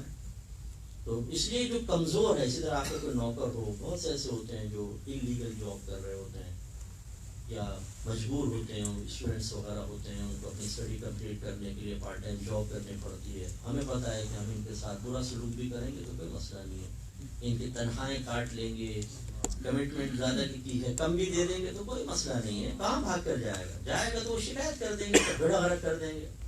انہیں تو ہم پیستے ہیں یوں زبردست ڈانٹنا ڈپٹنا، گالیاں بکنا تک، تھپڑ تک مارنا. لیکن اعلیٰ حضرت نے ہمیں سکھایا. اعلیٰ حضرت رضی اللہ تعالیٰ عنہ نے کوئی ارادتاً تو نہیں مارا، بہت زور سے نہیں، ہلکی سی چپت تھی وہ اعلیٰ حضرت، لیکن خوف خدا تھا نا. انہوں نے تو نہیں دیکھا کہ میں بہت لاکھوں لوگ میرے لیے دعائیں کر رہے ہیں، لاکھوں لوگ ہاتھ چومتے ہیں، پیروں میں گرتے ہیں، مجھے کیا ضرورت ہے اس بچے سے معافی مانگنے کی؟ آج تھوڑا سا ہرٹ بھی ہوا ہو تو کل خوش ہو جائے گا. بچے تو بھول جاتے ہیں چیز کو. نہیں، وہیں سوئی اٹک گئی. نہیں، غلطی ہو گئی ہے، کیوں غلطی ہوئی؟ میں اپنے اللہ کی بارگاہ میں کیا جواب دوں گا؟ اور ہم شیر ہوتے ہیں، ناروا سلوک اختیار کرتے ہیں اور توبہ کا دھیان نہیں آتا. اس لیے میں گزارش کرتا ہوں کہ اعلیٰ حضرت کے طریقے پہ چلتے ہوئے غور و تفکر کریں. کسی کو مارا ہو، کسی کو پیٹا ہو، کسی کا مذاق اڑایا ہو، کسی کو کسی بھی طریقے سے ہرٹ کیا ہو، کسی کو ذلیل کیا ہو، سب کے سامنے گالیاں بکی ہوں، معافی مانگ لیں. معافی مانگنے سے ہماری عزت میں کمی نہیں آئے گی. میں کئی مرتبہ اپنی زوجہ سے معافی مانگ لیتا ہوں. جیسے ہمارے گھر کا ماحول بہت اچھا ہے الحمدللہ، لڑائی جھگڑا نہیں. ہم کوشش کرتے ہیں ہم اپنے بچوں کو ایک ایسی خوشگوار زندگی دکھائیں جس کو دیکھنے کے بعد وہ اپنی ازدواجی زندگی کو اچھا بنائیں. یہ ہماری حتی الامکان کوشش ہوتی ہے. لیکن کبھی بات تقاضا ہے بشریت، اگر کوئی طبیعت کی خرابی کسی وجہ سے کوئی جملہ نکل گیا، میں معافی مانگنے میں شرم محسوس نہیں کرتا ہوں اور اس میں دیر بھی نہیں کرتا ہوں. سامنے بھی معافی مانگی، میسج پہ بھی مانگ لیتا ہوں. یہ صرف میں ترغیب کے لیے آپ کو عرض کر رہا ہوں کہ ایک عالم کو جب کوئی اپنی بات زبان سے نکالے تو اس کو خود اس پر عمل کرنا چاہیے. یہ الفاظ کے کھیلوں نے ہمیں تباہ کیا ہے کہ ہم بعض اوقات اتنے میٹھے میٹھے اور بھاری بھاری اور پیارے پیارے الفاظ نکال رہے ہوتے ہیں کہ قوم تڑپ جاتی ہے، لیکن وہ الفاظ ہم تک نہیں پہنچ پاتے کیونکہ آئینہ ہمارے سامنے نہیں ہوتا. ہم اپنا احتساب نہیں کرتے، دوسروں کو نصیحت، خود ہم غلط کام کر رہے ہوں، یہ چیز نہیں ہوتی. اس لیے مجھے بھی چاہیے کہ میں بھی اگر ایسا ہو تو میں معذرت کر لوں. بعض اوقات میں شاگردوں کو ڈانٹ دیتا ہوں تو پھر مجھے افسوس ہوتا ہے، اور ڈانٹتا بالکل برحق ہوں. یہ نہیں کہ گھر میں لڑائی جھگڑا ہوا غصہ یہاں کے اتار لیا، ایسا نہیں ہوتا. تو پھر میں ان کو تھوڑا سا سامنے معذرت بھی کر لیتا ہوں، پھر کسی کو پیسے دے دیتا ہوں کچھ کہ دل خوش ہو جائے، معذرت کر دیتے ہیں، معاف کر دینا، میدان معاشرت میں پکڑ نہیں دینا بھائی، وہ کر دیتے ہیں. حالانکہ غلطی تو نہیں کی، لیکن یہ کرنا چاہیے. تو میں آپ سے گزارش کرتا ہوں اس پہ توجہ کیجیے گا. اچھا، پتہ نہیں میں نے بیان 10 بجے اسٹارٹ کیا تھا، نہیں 10:15 کیا، نہیں 9:15 کیا تھا، کتنے کیا تھا؟ 9:20 پہ کیا تھا. اچھا، تو ابھی کیا ٹائم ہو رہا ہے؟ 10 مجھے 1 گھنٹے بیان کا کہا تھا. ابھی کتنی دیر ہو گئی ہے؟ گھنٹہ ہی ہونے والا ہے. 1 گھنٹہ ابھی تو شروع ہوا ہے. ہم شکاگو ٹائم پہ چل رہے ہیں تو آپ شاید نیو یارک کا ٹائم دیکھ رہے ہیں. جی میں اپنے شاید وہ پاکستان پہ لگا ہوا ہے. جی ویسے ٹائم کتنا ہو گیا؟ میں اصل نہیں چاہتا ہوں 50 منٹ ہو گئے. اچھا ٹھیک ہے. اچھا ایک اور میں واقعہ عرض کرتا ہوں، پھر انشاءاللہ میں اس طرف آتا ہوں. ایک آخری درد بیان کروں گا انشاءاللہ اپنا. میرے آقا نعمت امام علیہ سنت ایک دفعہ کسی کے ساتھ جا رہے تھے تو ایک بچہ آیا. اس نے کہا کہ میری والدہ آپ کی دعوت کرنا چاہتا ہوں. چھوٹا سا بچہ تھا. مسکرا دی، فرمایا اچھا میں کیا کھلاؤ گے؟ تو اس نے اپنی جھولی دکھائی، اس میں دال اور ہری مرچیں خرید کے لے جا رہا تھا. یہ کھلاؤں. حالت فرمایا میں منظور ہے. ہمارے کس نے دعوت دی ہے؟ اتنے سے بچے ہیں، اور کس چیز کی دعوت دی ہے؟ دال کی، جو گھر میں بھی پکے تو ہم کہتے ہیں بھوک نہیں ہے، بعضوں کو کہتے ہیں بھوک ہی نہیں ہے، دال پکی ہے نا، گوشت پکے گا تو کھاتے ہیں، دال پکی بھوک ہی نہیں ہے۔ اور بچہ گھر کیسا ہے، کون ہے پکانے والے، کیا ہے، حضرت نے قبول کیا۔ اور دال اعلیٰ حضرت کو نقصان دیا، جس سے اعلیٰ حضرت کے مسوڑے سوکھ جاتے تھے، یہ موافق نہیں تھی، اس کے باوجود قبول فرمائے۔ پہنچ گئے جی گھر میں، گئے تو چھوٹا سا گھر تھا، غریبوں کا گھر، اعلیٰ حضرت بیٹھ گئے، اپنے وہ ساتھی بھی ساتھ تھے، تو وہ جیسے بیٹھے نا تو ساتھی نے کان میں کہا حضور پتہ ہے کس کا گھر ہے؟ آپ نے فرمایا کس کا ہے؟ کہا یہ بادشاہ کا تبلچی تھا، اس کا گھر ہے۔ تو اعلیٰ حضرت نے فرمایا کاش آپ ہمیں یہ کھانا کھانے کے بعد بتاتے۔ لیکن وہ جو پردے کے پیچھے نا بچے کی والدہ نے سن لیا، اس نے کہا کہ حضور میرے شوہر کو تو وصال ہو گیا ہے، اور واقعی وہ تبلچہ بجاتا تھا، لیکن بعد میں اس نے توبہ کر لی تھی، اور یہ جو آپ کو کھلا رہے ہیں بالکل طیب اور حلال پیسے سے۔ تو حضرت خوش ہوئے، خوب رغبت سے کھانا کھایا، فرمایا کہ میں نے اتنی رغبت سے ابھی تک کبھی کھانا نہیں کھایا، اور پھر فرمایا اگر ہمیں اتنے خلوص کی دعوت دیں تو ہم روزانہ آئیں۔ تو آپ بھی دیکھیے اس میں چند باتیں ہیں، ہم لوگ بعض اوقات بعض رشتہ داریاں اس لیے ترک کر دیتے ہیں کہ ہمیں بلاوا ہماری شان کے مطابق نہیں ملتا۔ کسی نے اگر فون پہ کہہ دے نا یار وہ آ جانا شادی میں، فون پہ کہا شادی کارڈ لے کر نہیں آئے، یا کسی کے ہاتھ بھجوا دے نا، ہم اتنے گہرے گہرے ہیں، کسی کے ہاتھ بھجوا دے خود چل کر نہیں آئے۔ اور کسی کے گھر گئے اس نے خالی چائے کی پیالی سامنے رکھ دی، پھر دوسروں کو اشارہ کرتے ہیں، پھر گھر آ کر کہتے ہیں خالی چائے پہ ٹرکھا دی، یہ ہماری عزت ہے، یہ ہماری ویلیو ہے۔ اس کا مطلب ان کی ویلیو ہے نہاری کی پلیٹ، ایک کباب کی پلیٹ، ایک ٹکوں کی پلیٹ، اور آملیٹ ہونا چاہیے تھا تو عزت ہوتی۔ یعنی جس کی عزت یہ پلیٹیں ہوں، آپ بتاؤ اس کی بھوکت کیا ہوگی۔ ہم کہتے ہیں ہماری بے عزتی کر دی۔ ان چیزوں کو بنیاد بنا کے بعدوں پر ہم ناراض ہو جاتے ہیں۔ بعدوں کی اٹھنا بیٹھنا صرف ایسے لوگوں کے ساتھ ہوتا ہے جن سے کچھ فائدہ حاصل ہونا ہوتا ہے۔ ہمارا قربانی کا گوشت بھی انہی گھروں پہ پہنچتا ہے جن سے کچھ واپسی کی امید ہوتی ہے۔ شاید ہی میں پاکستان کے حساب سے زیادہ کہہ رہا ہوں، ہو سکتا ہے آپ کے یہاں ایسا نہ ہو تو کچھ باتیں آپ کو شاید اجنبی بھی محسوس ہو سکتی ہیں، لیکن ہمارے یہاں کیا ہوتا ہے، ران جائے گی اس کے جس کی امید ہے کہ وہاں سے بھی ران آئے گی، یا آفیسر کے گھر جائے گی تاکہ پروموشن وغیرہ ذرا آسان ہو جائے، اور کسی کے گھر سے اگر نہیں آیا یا آیا ہے تو یوں سے بوٹیاں تو بالکل پسلیوں والا گوشت نکالیں، یوں مرا ہوا گوشت بالکل نکال کے وہ ڈالیں گے، یہ کرا اتنا سا بھیجا وہ پسلیاں اس کو بھی ایسی دیں گے، اور بعض اوقات غریبوں کو دیتے نہیں ہیں۔ میرے آقا صلی اللہ علیہ وسلم فرماتے ہیں کہ سب سے بدترین کھانا وہ ہے، ولیمے کا فرمایا سب سے بدترین ولیمے کا کھانا وہ ہے جس میں صرف امیروں کو بلایا جائے، غریبوں کو نظر انداز کر دیا۔ بعض اوقات جب ہم تھوڑے سے مالدار ہو جاتے ہیں تو پھر غریبوں کو بلانا اپنی انصاف محسوس کرتے ہیں کہ ہمارے بڑے بڑے گیدرنگ اچھے لوگوں کے ساتھ ہے، وہ آئیں گے تو یہ تو خواہ محفل خراب کریں گے۔ یہ جو رویہ ہے ہمارے یہاں، تکبر کا رویہ، غرور کا رویہ، بڑے پن کا رویہ، لوگوں کو حقیر سمجھنے کا، چھوٹی چھوٹی بات پر ناراض ہونے کا رویہ، یہ ٹھیک نہیں ہے۔ اعلیٰ حضرت ایسے نہیں تھے، بڑے پیار کرنے والے تھے۔ ایسی اعلیٰ حضرت رضی اللہ تعالیٰ عنہ کو بعض اوقات جب آپ فتویٰ دیتے تو لازم بات ہے کہ کچھ باتیں ہماری موافق ہوتی ہیں، کچھ مخالفت میں بھی جاتی ہیں۔ پہلی بات تو یہ کہ ہم دین کے قریبی نہیں ہوتے، بہت ہی کم ایسے لوگ ہوں گے ہم میں سے شاید جن کی کانٹیکٹ لسٹ میں کسی اچھے عالم اور مفتی کا نام ہوگا اور وہ رابطہ بھی کرتا ہوگا۔ زیادہ تر بے نمازی، دنیا دار، دوست احباب اس قسم کے ہوتے ہیں، کیونکہ ہمیں ضرورت نہیں ہے تو گھر ہمارے یہاں ہوٹل میں جائیں نا جو پلیٹ میں کھانا لا کے رکھتے ہیں، پھر ایک وہ جو اضافی مانگتے ہیں اس کو گریوی کہتے ہیں، پتہ نہیں آپ کے یہاں لفظ یوز ہوتا ہے کہ نہیں گریوی، تو وہ کھانا کھا لیتا ہے تو بولتے ہیں گریوی ڈالو اس میں، تھوڑا سا ڈال دیتا ہے اس میں۔ تو معذرت کے ساتھ بعض لوگوں نے علماء کو گریوی بنا لیا کہ اصل تو بس یہ دنیا دار ہے جس سے کوئی بینیفٹ حاصل ہو رہا ہے، پھر کوئی عالم بھی دیکھ لیں گے، اس سے رابطہ کر لیں گے۔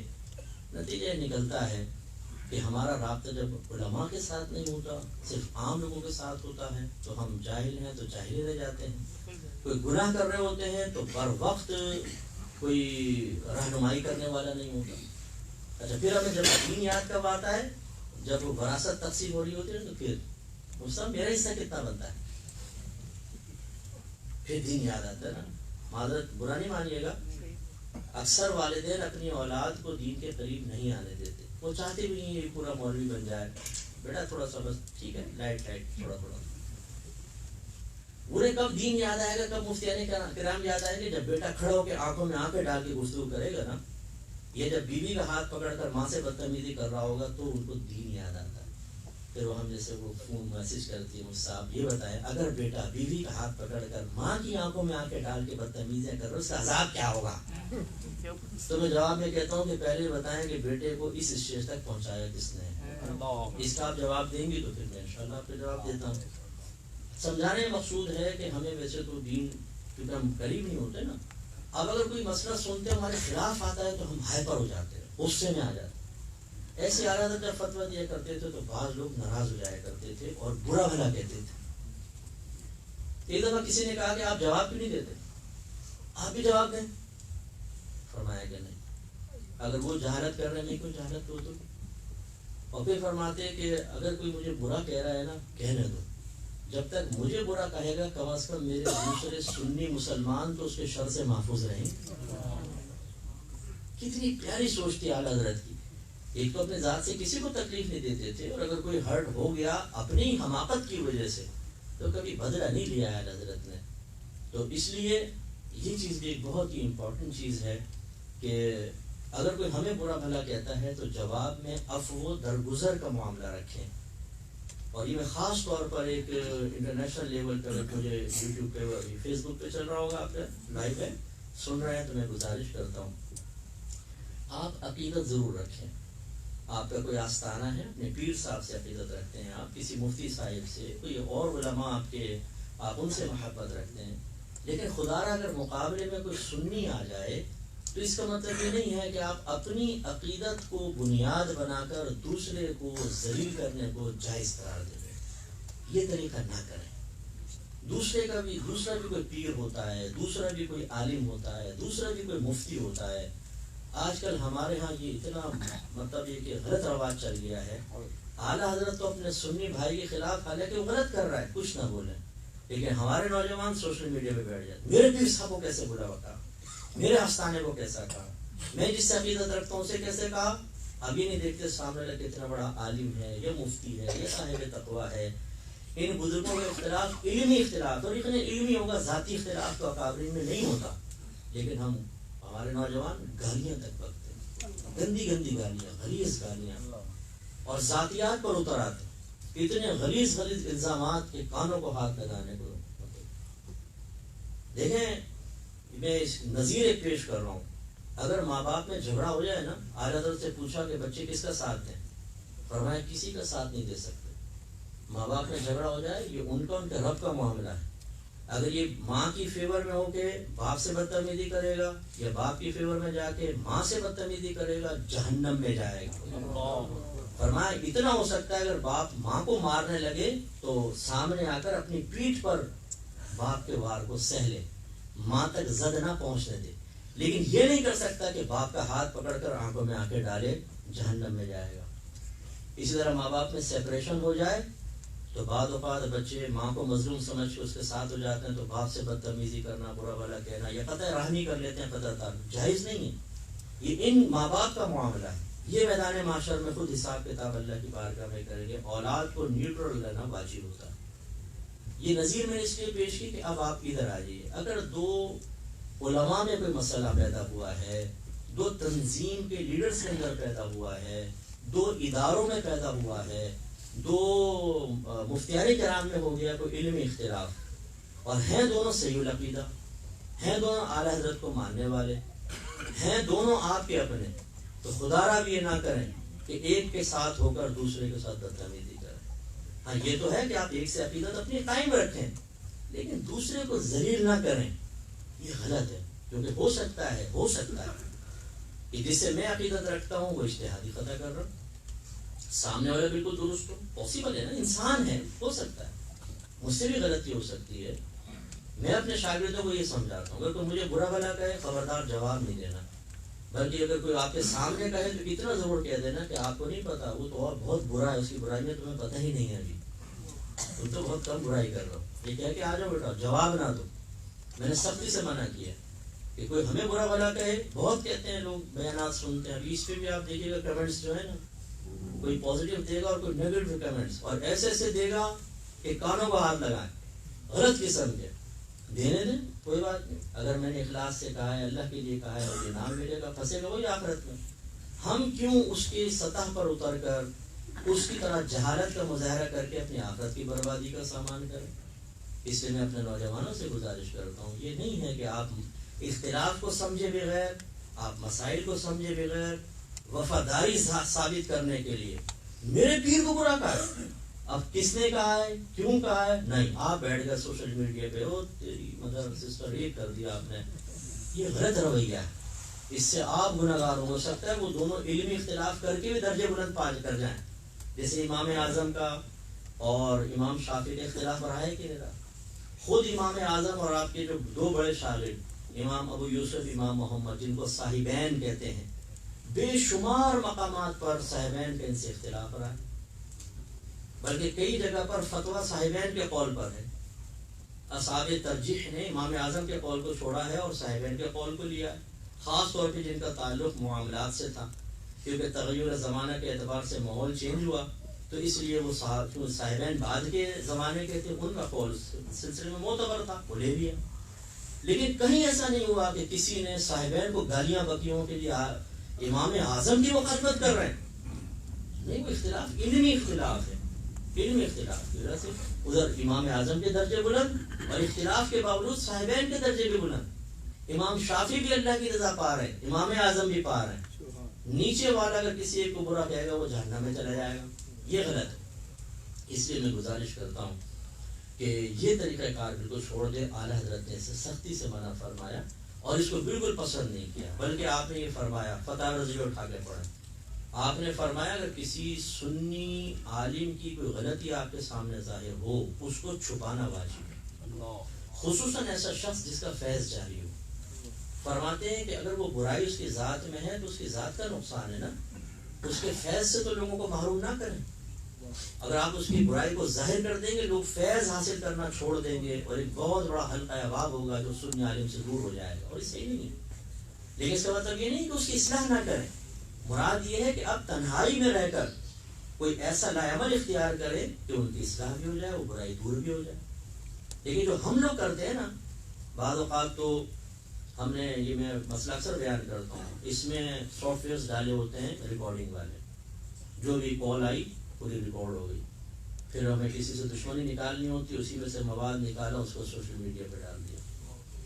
تو یہ تو ایک امانت ہوتی ہے، جب کوئی آپ سے گفتگو کر رہا ہے نا، امانت ہے، اس کو ریکارڈ کرنا ہی گناہ ہوتا ہے، یاد رکھیں، کیونکہ وہ نہیں چاہے گا کہ آپ اس کی بات کو ریکارڈ کریں، کیونکہ آگے پھر کوئی بھی سن سکتا ہے، کہیں بھی جا سکتی ہے، اس لیے ریکارڈنگ بالکل جائز نہیں۔ ہاں بول دیں، ریکارڈ کر لوں، وہ کہے یس تو ٹھیک ہے، اور عمومی طور پہ اگر آپ کہیں گے کہ میں ریکارڈ کر رہا ہوں تو شاید کہے گا نہیں بھائی ریکارڈ نہیں کرو۔ دوسری بات یہ کہ نجی محافل ہوتی ہے علماء کی، وہ گفتگو چل رہی ہے، کوئی بھی پیچھے بیٹھ کر جو موبائل لے گا اچھی ناک بجاتے رہیں گے، ویڈیو پوری بنا رہے ہیں، ادھر دیکھیں گے تاکہ پتہ نہ چلے ریکارڈ ہو گیا۔ اب نجی محافل کے اندر گفتگو جو ہوتی ہے وہ کچھ اور قسم کی ہوتی ہے، اس میں سامنے والوں کے ذہن کے مطابق بات چل رہی ہوتی ہے، وہ امراض ہوتے ہیں، آپ اسی چیز کو پبلک کر دیں، لوگوں کے سامنے ڈال دیں، وہ اس ماحول میں تو نہیں بیٹھے ہوئے، ان کا ذہن تو ایسا نہیں ہے کہ وہ اس کو سمجھ سکیں، انہیں تو نہیں پتا پہلے بات کیا چل رہی تھی، بعد میں کیا چل رہی تھی، اس سے لوگ گمراہ ہو جاتے ہیں۔ ہمارے پاکستان کے مشہور عالم مفتی منیب الرحمان صاحب، وہ ایک جگہ بیٹھ کر ایسی گفتگو چل رہی تھی، وہ کسی نے ریکارڈ کر کے ڈال دی، وہ اتنا ہنگامہ مچ گیا کہ وہ بات صحیح کر رہے تھے لیکن دوستوں کی مرضی کے خلاف بات تھی۔ تو یہ جو ہے یہ طریقہ کار غلط ہوتا ہے۔ تو ایک تو اختلاف کرنا، دوسرا اس طرح کے معاملے کر کے باعث انتشار بن جانا، یہ بھی بہت برا ہے، اعلیٰ حضرت اس کو بھی ناپسند فرمایا کرتے تھے۔ بس اب آخر میں ایک گزارش جو اہل علم حضرات کے لیے خاص طور پر ہے، اور ایک آپ کے لیے بھی میں احساس پیدا کرنے کے لیے میں اکثر ایک جملہ بولتا ہوں، بعض لوگ ابتدا میں ناراض ہوتے ہیں، پھر میں سمجھاتا ہوں۔ ہمیں سب سے زیادہ محبوب کون ہے؟ اللہ تعالیٰ ہے، ہمارے نبی کریم ہیں، قرآن ہے، لیکن میں کہتا ہوں سب سے زیادہ محبوب اور ہم سب سے زیادہ ان کے قریب ہونے کا دعویٰ کرتے ہیں، لیکن سب سے زیادہ اجنبی ہم انہی کے ساتھ ہوتے ہیں۔ اب آپ کہیں گے استاد وہ کیسے؟ وہ ایسے کہ ہم نے یہ تو جانا اللہ ہمارا خالق مالک ہے، لیکن مکمل معرفت حاصل کرنے کی طرف نہیں آتا۔ اسی اگر غیر مسلم ہم سے پوچھے کہ اپنے اللہ تعالیٰ کا انٹروڈکشن کرواؤ 2-3 جملوں میں، ایسا کہ اس کی ذات کا اور اس کی صفات کا اچھے انداز سے احاطہ اور تعارف ہو جائے، تو ہم سوچ پہ پڑ جائیں گے ہے کیا۔ اگر ضروری باتیں ہم سے پوچھی جائیں کہ ڈائری رکھیے لکھو اللہ کے بارے میں ضروری باتیں، تو 10 لائنیں 12 لائنیں لکھ کر ہمارا قلم آگے نہیں چل سکتا۔ ہمیں معلومات ہی نہیں اللہ کے بارے میں، صرف چند باتیں دیکھیں گے اللہ ہمارا خالق ہے، مالک، اس نے ہمیں پیدا کیا، اس نے سب کو رزق دیتا ہے، اس کے بعد سوچیں گے کیا لکھوں، ایک آدھ جملہ اور آ جائے گا ذہن میں، بس پھر قلم رک جائے گا۔ اس سے زیادہ ہمیں معلومات ہیروز کی ہوتی ہے، گیمز کی ہوتی ہے، کون کس وقت چیمپئنز ٹرافی کون جیتا ہے، ورلڈ کپ کون جیتا ہے، اس کو رکھ دیں تو 50 صفحے بھر دیں گے اس معلومات۔ اسی طریقے سے قرآن میں ہم بہت اجنبی ہیں، کیونکہ ہم پڑھتے نہیں ہیں قرآن۔ اگر پڑھتے بھی ہیں تو عربی عبارت پڑھ رہے ہوتے ہیں، ترجمہ تفسیر سے اس کو نہیں پڑھتے۔ ہمیں نہیں پتا میرا رب قرآن پاک میں کیا بیان فرما رہا ہے۔ ہم یہ کہتے ہیں اعلیٰ حضرت کا ترجمہ قرآن کنز الایمان، ایک شہرۂ آفاق ترجمہ قرآن ہے، اسے آپ پڑھیں تو تفاسیر اٹھانے کی ضرورت نہیں رہتی، اور باقی بات یہ ہے۔ لیکن اعلیٰ حضرت کے چاہنے والوں سے کوشچن کر لیں کہ کیا آپ نے پوری زندگی میں ایک بار بھی کنز الایمان کو پورا ختم کیا ہے، تو ہاتھ نہیں اٹھائیے گا۔ بہت سارے پڑھ کر ہی نہیں دیکھا، بعض نے تو کنز الایمان کو ہاتھ میں اٹھا کر نہیں دیکھا ہوگا، لیکن ہے اعلیٰ حضرت کا چاہنے والا، اعلیٰ کے نام پر اپنے آپ کو قربان کرنے والا۔ ہم اتنے اجنبی ہوتے ہیں قرآن سے کہ ہمیں اگر قرآن کی تعریف پوچھے نا، شرعی تعریف، برا نہیں مانیے گا، میرے خیال میں اہل علماء کو چھوڑ کر یہاں پہ شاید کوئی ایک بھی ایسا نہ ہو کہ قرآن کی شرعی تعریف بتا سکے، کیونکہ ہم اجنبی ہیں قرآن سے۔ ہم نے بس قرآن سے تعلق رکھا ہے ثواب حاصل کرنا، ایصال ثواب، بیٹی رخصت ہو رہی ہے سر پہ رکھ دو، یا گھر میں رکھو برکت ہوگی، یا کوئی فوت ہو گیا قرآن خوانی کرا لو، بس دکان کا افتتاح ہے بچے بلا کے قرآن پڑھا لو، پیسہ اچھا آ جائے گا۔ باقی ہم قرآن سمجھنے کے لیے تیار ہی نہیں۔ ایسے ہی نبی کریم صلی اللہ علیہ وسلم کا معاملہ ہے، عقیدت ہے، محبت ہے، پیار ہے، ہم کہتے ہیں جان قربان کر دیں، لیکن میں معاملہ کہہ رہا ہوں اجنبیت، جس کو میں سمجھانے کے لیے اکثر یہ کہتا ہوں۔ ایک نوجوان کھڑا ہو، آپ پوچھیں کہ ہاں بھائی تمہارے کتنے بہن بھائی ہیں، پتہ نہیں،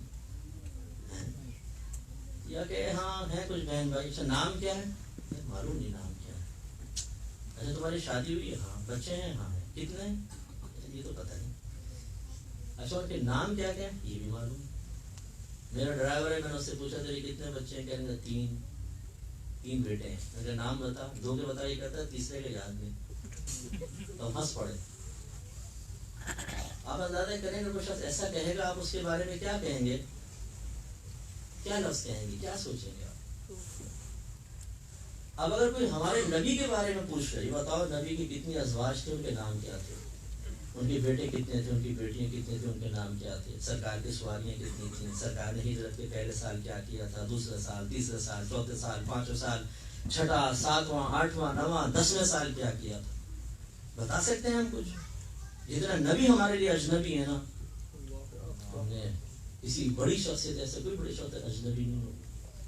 ہمارے گھروں میں ایک سیرت کی کتاب نہیں جس کو ہم نے بار بار پڑھ کے نبی کریم کی زندگی کا احاطہ کیا ہو، جس سے پیار ہو جاتا ہے آدمی اس کی ایک چیز کو جانتا ہے، کیا کھاتا ہے، کیا کھاتا ہے، کیا پیتا ہے، کون سا لباس پہنتا ہے، اور اس کے بہن کتنے ہیں، بھائی کتنے ہیں، ماں کا نام کیا ہے، باپ کا نام کیا ہے، ایک ایک چیز معلوم ہوتی ہے کہ نہیں ہوتی؟ لیکن نبی کریم کے ساتھ بس 27 تعلق، نعرہ تکبیر، نعرہ رسالت، 12ویں آئی، لائٹنگ کی، ہم نے جلوس نکالا، اس کے بعد یہ پیار اور محبت ہے، لیکن نبی ابھی بھی ہمارے لیے اجنبی سے ہی ہے۔ اس اجنبیت کو ختم کرنے کی ضرورت ہے۔ ایسے ہی میں آقا نعمت امام اہل سنت کے بارے میں عرض کرتا ہوں، اجنبیت ختم کریں۔ نمبر 1 سوانح حیات اعلیٰ حضرت کی، سوانح اعلیٰ حضرت کے نام سے ہے، اپنے گھر میں رکھیں، اس کو پڑھیں A to Z۔ خود پڑھیں اپنے بچوں کو پڑھائیں تاکہ اعلیٰ حضرت کے بارے میں پتہ چلے بچپن کیسے گزرا تھا، علم کیسے سیکھا تھا، تقویٰ کیسا ہے، خوف خدا کیسا ہے، پھر علم کی کس انداز سے آپ نے خدمت کی ہے تو وغیرہ وغیرہ پورا پتہ چلے۔ نمبر 2، کنز الایمان پڑھیں۔ کنز الایمان وہ ترجمہ قرآن ہے کہ جس میں آپ کوئی بھی ترجمے کی جگہ اٹھا لیں اور پھر اس کو مشہور تفاسیر کے اندر دیکھیں، انشاءاللہ بالکل کوئی فرق نظر نہیں آئے گا۔ زبردست قسم کے، اور یہ اعلیٰ حضرت نے کوئی تفسیر دیکھ کر نہیں لکھوایا تھا، اصحاب نے کہا کہ یہ لکھوا دے ترجمہ پر، فرمایا چلو روزانہ اس ٹائم آ جائے کرو میں لکھوا دوں گا۔ وہ آیات پڑھتے آپ کیسے لکھو، ترجمہ لکھوا دیتے، اور جب جا کے چیک کیا جاتا تو مشہور تفسیر کے عین مطابق ہوتا۔ اس کا مطلب یہاں اس میموری میں، اس ہارڈ ڈسک میں جو اللہ نے اعلیٰ حضرت کو عطا فرمائی تھی، اس میں پورا ڈیٹا سیف تھا، ایسا بیان کرتے تھے اس کو پڑھیں۔ اس کے علاوہ پھر فتاوی رضویہ، یہ وہ فقہ کا انسائکلوپیڈیا ہے، جیسے حضرت نے کسی میں بیان سن رہا تھا، پتہ نہیں کس نے کیا تھا وہ بیان، کہ اپنے تو اپنے پرائے بھی اس کو پڑھتے ہیں، پرائے بھی پڑھتے ہیں اور فقاہت کو مانتے ہیں۔ اور ایک ایسے ہی جو دوسرے مکتب فکر سے تعلق ہے، وہ یہ کہتا تھا کہ اگر یہ اعلیٰ حضرت ہمارے پاس ہوتے نا تو ہم اس شخص کو ایسا استعمال کرتے کہ کہاں سے کہاں نکل جاتے۔ لیکن ہمارا علم کیا ہے، اعلیٰ حضرت کی بہت سی تحریر کو دیمک کھا گئی اور وہ چھپی نہیں ہے، رسالے ختم ہو گئے۔ وہ علمی ذخیرہ ہم کہتے ہیں یہ 50 علوم پر دسترس حاصل تھی اور ہر علم پر اعلیٰ حضرت نے تحریر فرمائی، کہاں ہے وہ ساری تحریر؟ وہ نظر انداز کی جاتی رہیں، توجہ نہیں رہی، وہ گل گئیں، سڑ گئیں، ختم ہو گئی۔ اچھا جو جمع ہو گئی فتاوی رضویہ، آپ میں سے شاید کسی نے ہاتھ میں اٹھا کر بھی نہیں دیکھا ہوگا کبھی، بعض ایسے ہوگی جنہوں نے سامنے نہیں دیکھا ہوگا یہ فتاوی رضویہ ہے، مطلب ناراض مت ہوئیے گا، سنا ہے جب وہ بیان ہوتا ہے نا، نعرہ تک واہ کیا واہ واہ سبحان اللہ سبحان اللہ واہ کیا بات ہے حضرت کی، 12 جلدوں میں فتاوی رضویہ، لاکھوں مسائل، واہ سبحان اللہ۔ اچھا آپ نے دیکھا ہے؟ بس سبحان اللہ کہنا تھا کہ جوش تھا، اس کے بعد ہے ہی نہیں۔ اچھا اب اگر دیکھیں بھی تو کیا سمجھ میں آئے گا؟ عام سطحی علماء کو سمجھ میں نہیں آتا۔ اس کا مطلب یہ ہوا کہ یہ ہم لوگوں کی ذمہ داری ہے کہ ہم اعلیٰ حضرت کو عوام تک لے کر آئیں، ان کا براہ راست تعلق قائم کریں۔ اس پر ہمارے ہاں سنجیدگی سے کام نہیں ہوا۔ میں جب زمانے طالب علم میں تھا تو میں نے ایک رسالہ لکھنا شروع کیا رہنمائے کامل کے نام سے، اس میں اعلیٰ حضرت کا پورا فتویٰ میں لکھ کر نا، اس میں جہاں جہاں مشکل الفاظ ہوتے تھے بریکٹ میں آسان کر کے لکھتا تھا۔ تو میرے استاد محترم مفتی عبدالقیوم ہزاری صاحب کے پاس میں وہ رسالہ لے کر گیا تھا، پہلا میں نے اس کو لکھا تو میں نے پیش کیا، 16 صفحے کا رسالہ تھا۔ تو وہ بڑے علم دوست آدمی تھے، اور حضرات جانتے ہیں یہ جو فتاوی رضویہ جدید ہے یہ ہمارے استاد محترم کی ہی کاوشوں کا نتیجہ ہے۔ آپ نے مطلب یہ کہ اس کو چاہا کہ یہ مطلب ہر فارسی عبارت کا، عربک عبارت کا ترجمہ ہو، صحیح ترتیب کے ساتھ اچھے انداز سے چھاپا جائے، تو ماشاءاللہ جدید بھی آیا وہ علامہ مفتی عبدالقیوم ہزاری صاحب۔ جب میں نے پیش کیا تو آپ نے فرمایا کہ یہ ہے کام، یعنی عوام الناس کے لحاظ سے کہتے ہیں یہ ہے کام، یہ ہونا چاہیے، تب لوگوں کو براہ راست پتہ چلے گا کہ فتاوی رضویہ میں کیا ہے۔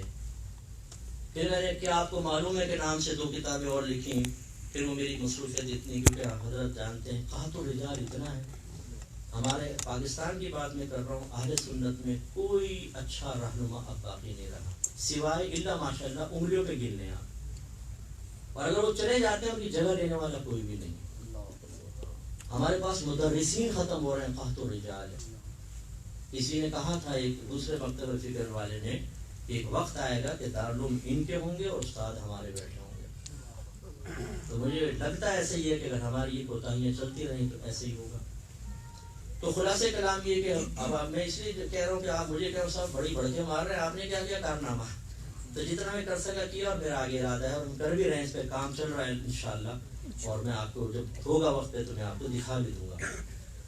ہمارے ایک دوست تھے وہ لاہور میں تھے، انہوں نے کہا صاحب الحمدللہ اعلیٰ حضرت کے 35,000 کی تعداد میں ہم نے رسائل چھاپ کر عوام میں بانٹے۔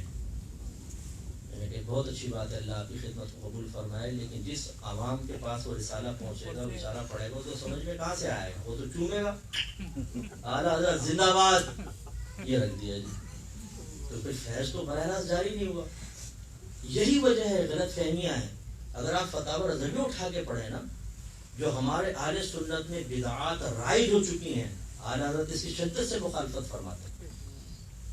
میں کافی عرصے پہلے احمد آباد گیا، بیان کر رہا تھا میں، اس ٹائم میں عالم بھی نہیں تھا، ایک مبلغ کی حیثیت سے گیا تھا، تو میں نے وہ بیان کے بھی اعلیٰ حضرت قبور کو چومنے کو منع فرماتے ہیں، بلکہ فرماتے ہاتھ بھی نہ لگائیں، 4 قدم کے فاصلے پہ کھڑے ہوں، ادب سے فاتحہ وغیرہ پڑھے اور پلٹ کے آ جائیں۔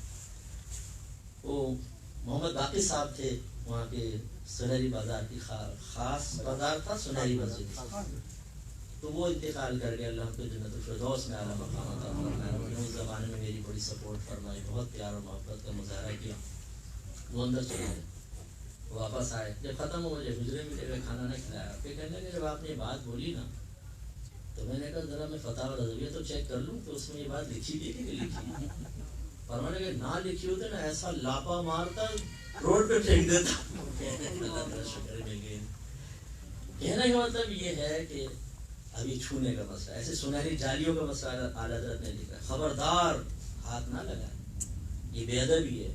یہی اعزاز کم ہے کہ سرکار نے تجھے سامنے کھڑا کیا ہوا ہے، سبحان اللہ، 4 قدم کے فاصلے پہ ادب سے کھڑے ہوں، سرکار کی بارگاہ میں سلام پیش کریں، شیخین کریمین کی بارگاہ میں سلام پیش کریں، درود و سلام پڑھیں، دعا مانگیں، اور پھر بغیر پیٹ کیے باہر نکل جائیں۔ ایسی مزارات پہ چادر چڑھانے کے بارے میں اعلیٰ حضرت نے کیا فرمایا، اس کو پڑھ کر دیکھ لیجیے۔ بہت زیادہ بیجا جو نمائش کے لیے خرچے کرتے ہیں ہم، چاہے وہ دینی نام پر ہے، اس کو پڑھ کر دیکھیں اعلیٰ حضرت نے کیا لکھا ہے۔ لیکن میں یہ دیکھتا ہوں کہ بہت سارے ہمارے سنی حضرات یہ ہیں کہ جب وہ ان رسومات کے اوپر آتے ہیں تو پھر اعلیٰ حضرت کو بھی سائڈ میں رکھ دیتے ہیں، کہتے ہیں اعلیٰ حضرت کو سائڈ میں رکھو بابا، اور ہم اپنی حرکتوں سے اپنے مسلک کو بدنام کرتے ہیں۔ لوگ ہمیں کہتے ہیں یہ بدعتی ہیں، یہ قبر پرست ہیں، یہ ہمارے نام رکھے ہوئے ہیں، اور معاذ اللہ ہم اپنے عمل سے، اور بلکہ وہ شرارت ہی کرتے ہیں، خود بھی فتویٰ رضویہ نہیں پڑھتے، کہتے ہیں کہ سب سے بڑا جو مشرک تھا وہ احمد رضا تھا، یہ سب سے بڑا بدعتی تھا، اس نے بدعت عام کی، یہ سب یہ دیکھو یہ کر رہے ہیں۔ ارے جا کے پڑھ کر تو دیکھو۔ میں کہتا ہوں اعلیٰ حضرت سے بڑھ کر قاطع بدعت آپ کے زمانے میں آپ کو کوئی بھی نظر نہیں آئے گا۔ اعلیٰ حضرت نے تو ایسا بیان کر دیا ہے کہ اس کو پڑھیں تو بدعتیں ختم ہو جاتی ہیں۔ لیکن ہمارا المیہ یہ ہے کہ چونکہ عوام کی براہ راست رسائی فتاوی رضویہ تک نہیں ہے، اور انہیں نہیں پتا کہ میرے آقا نعمت امام اہل سنت نے کیا فرمایا، لہذا بعض اوقات تو بدعت کو کہتے ہیں یہ تو مسئلہ کہ اعلیٰ حضرت ہے، اور کوئی سنی بھی ہوگا تو ہماری ناکوں کے اندر ایک ایسا سینسر لگا ہوا ہے کہ فوراً وہ اسمیل محسوس کر لیتا ہے بد مذہبیت کی، اس سے بد مذہبی بو آ رہی ہے، فوراً غلط کام ہم کر رہے ہیں، دوسرا صحیح کہہ رہا ہے، ہم جھوٹ بولتے ہیں بعض اوقات، یہ مسئلہ کے اعلیٰ حضرت کے خلاف ہے۔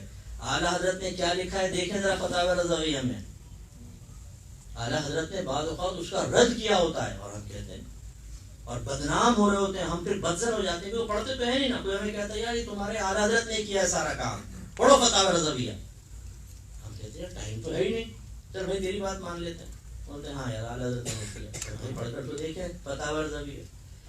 اس لیے ضرورت اس بات کی ہے، اگر مجھے علماء بھی سن رہے ہوں، میں کون ہوتا ہوں کہ میں ان کو یہ تعلیم دوں، میں تو تعلیم کی حیثیت سے گزارش کر رہا ہوں کہ اگر ہم ایک مسئلہ، صرف ایک مسئلہ، اس کو سلیس اردو میں کر کے، مفہوم نہ بدلیں، الفاظ آسان کر کے وہ لوگوں تک پہنچائیں۔ یہ 16 صفحے کے رسالے، عادت کے 5 6 10 12 15 مسائل لے کر انہیں سلیس اردو میں تبدیل کر کے، مفہوم اعلیٰ حضرت کا ہو، دلائل اعلیٰ حضرت کے ہوں، لیکن آسان اردو میں کر کے، جہاں ٹیکنیکل بات ہے اس کا اچھا مفہوم ذکر کر کے وہ عوام کو دیں کہ یہ ہے فتاوی رضویہ۔ آپ دیکھیے گا کہ بہت جلد اہل سنت پہ جو تنقیدیں جھوٹ بول کر اعلیٰ حضرت کو بنیاد بنا کر کی جاتی ہیں وہ ختم ہو جائے گی۔ اس لیے یاد رکھیں اعلیٰ حضرت وہ نہیں تھے کہ انہوں نے بدعتیں عام کی ہوں۔ ایک مثلا سوال آیا کہ جی ہمارے ہاں جب کوئی مر جاتا ہے تو باقاعدہ بلا کر دعوت کرتے ہیں، کھانا کھلاتے ہیں۔ اعلیٰ حضرت نے اس پہ رسالہ لکھا ہے دعوت میت کو، فرمایا بدعت قبیحہ ہے۔ شریعت نے جو دعوت کا تعارف پیش کیا ہے فرمایا وہ خوشی کے موقع پر ہے، غم کے موقع پر نہیں۔ دعوت کا مطلب باقاعدہ بلانا، بھائی ابا مر گئے آؤ سب آؤ کھانا کھاؤ، یہ ہے دعوت۔ اور ایک ہوتا ہے ویسے لوگ تعزیت کے لیے آ جاتے ہیں تو پھر ہم کھانا پکا کے بھی مہمان آئے ہیں وہ کھلا دیا، یہ دعوت نہیں ہے۔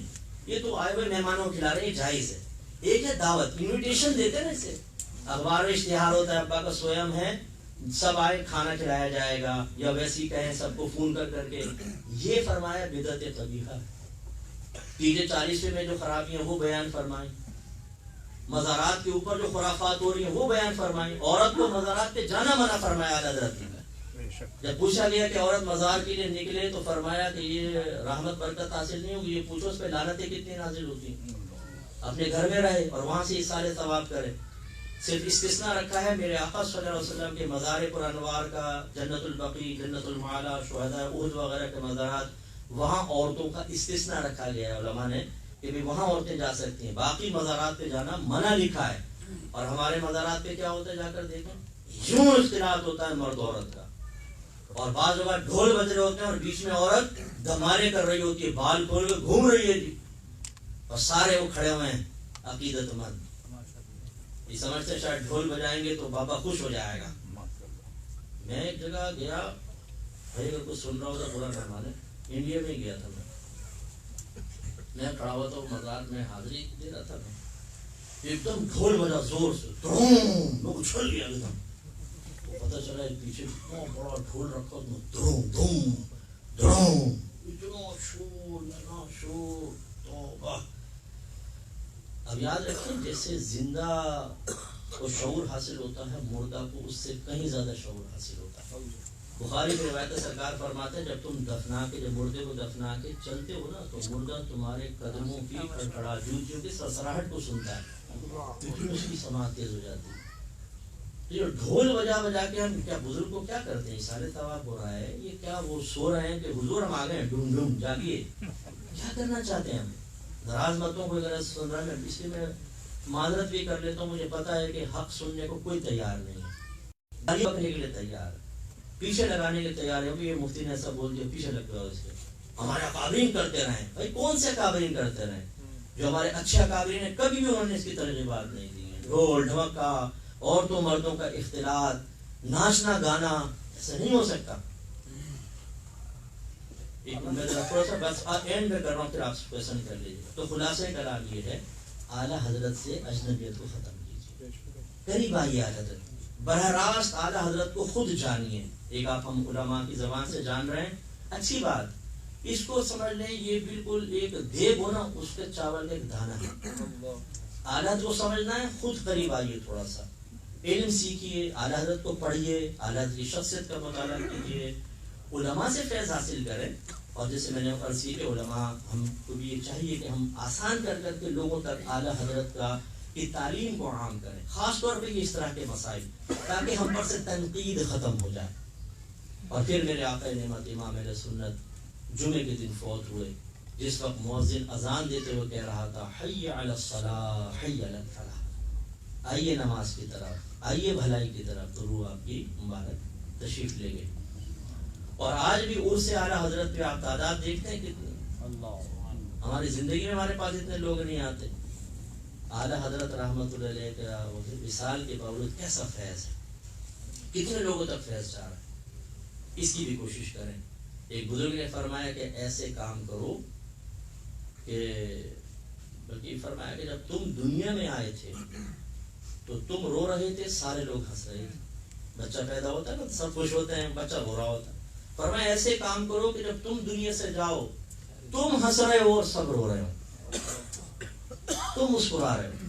اور ایک بزرگ نے ارشاد فرمایا کہ اگر کوئی شخص نیکی کرتا ہے، کوشش کرو کہ تمہاری نیکی ہمیشہ زندہ رہے. بدی نہ کرو کہ بدی زندہ ہو کر تمہارے لیے گناہ جاریہ کا سبب بن جائے. تو اعلیٰ حضرت کے طریقے پہ چلنے کے لیے ہمیں اپنے آپ کو تھوڑا سا چینج کرنا چاہیے. جس طرح اعلیٰ حضرت نے پوری زندگی اتباع سنت میں گزاری، قرآن و حدیث کے احکام کے مطابق گزاری، ہم محبت کرنے والوں کو بھی تھوڑا سا اپنے اندر چینج لانا چاہیے.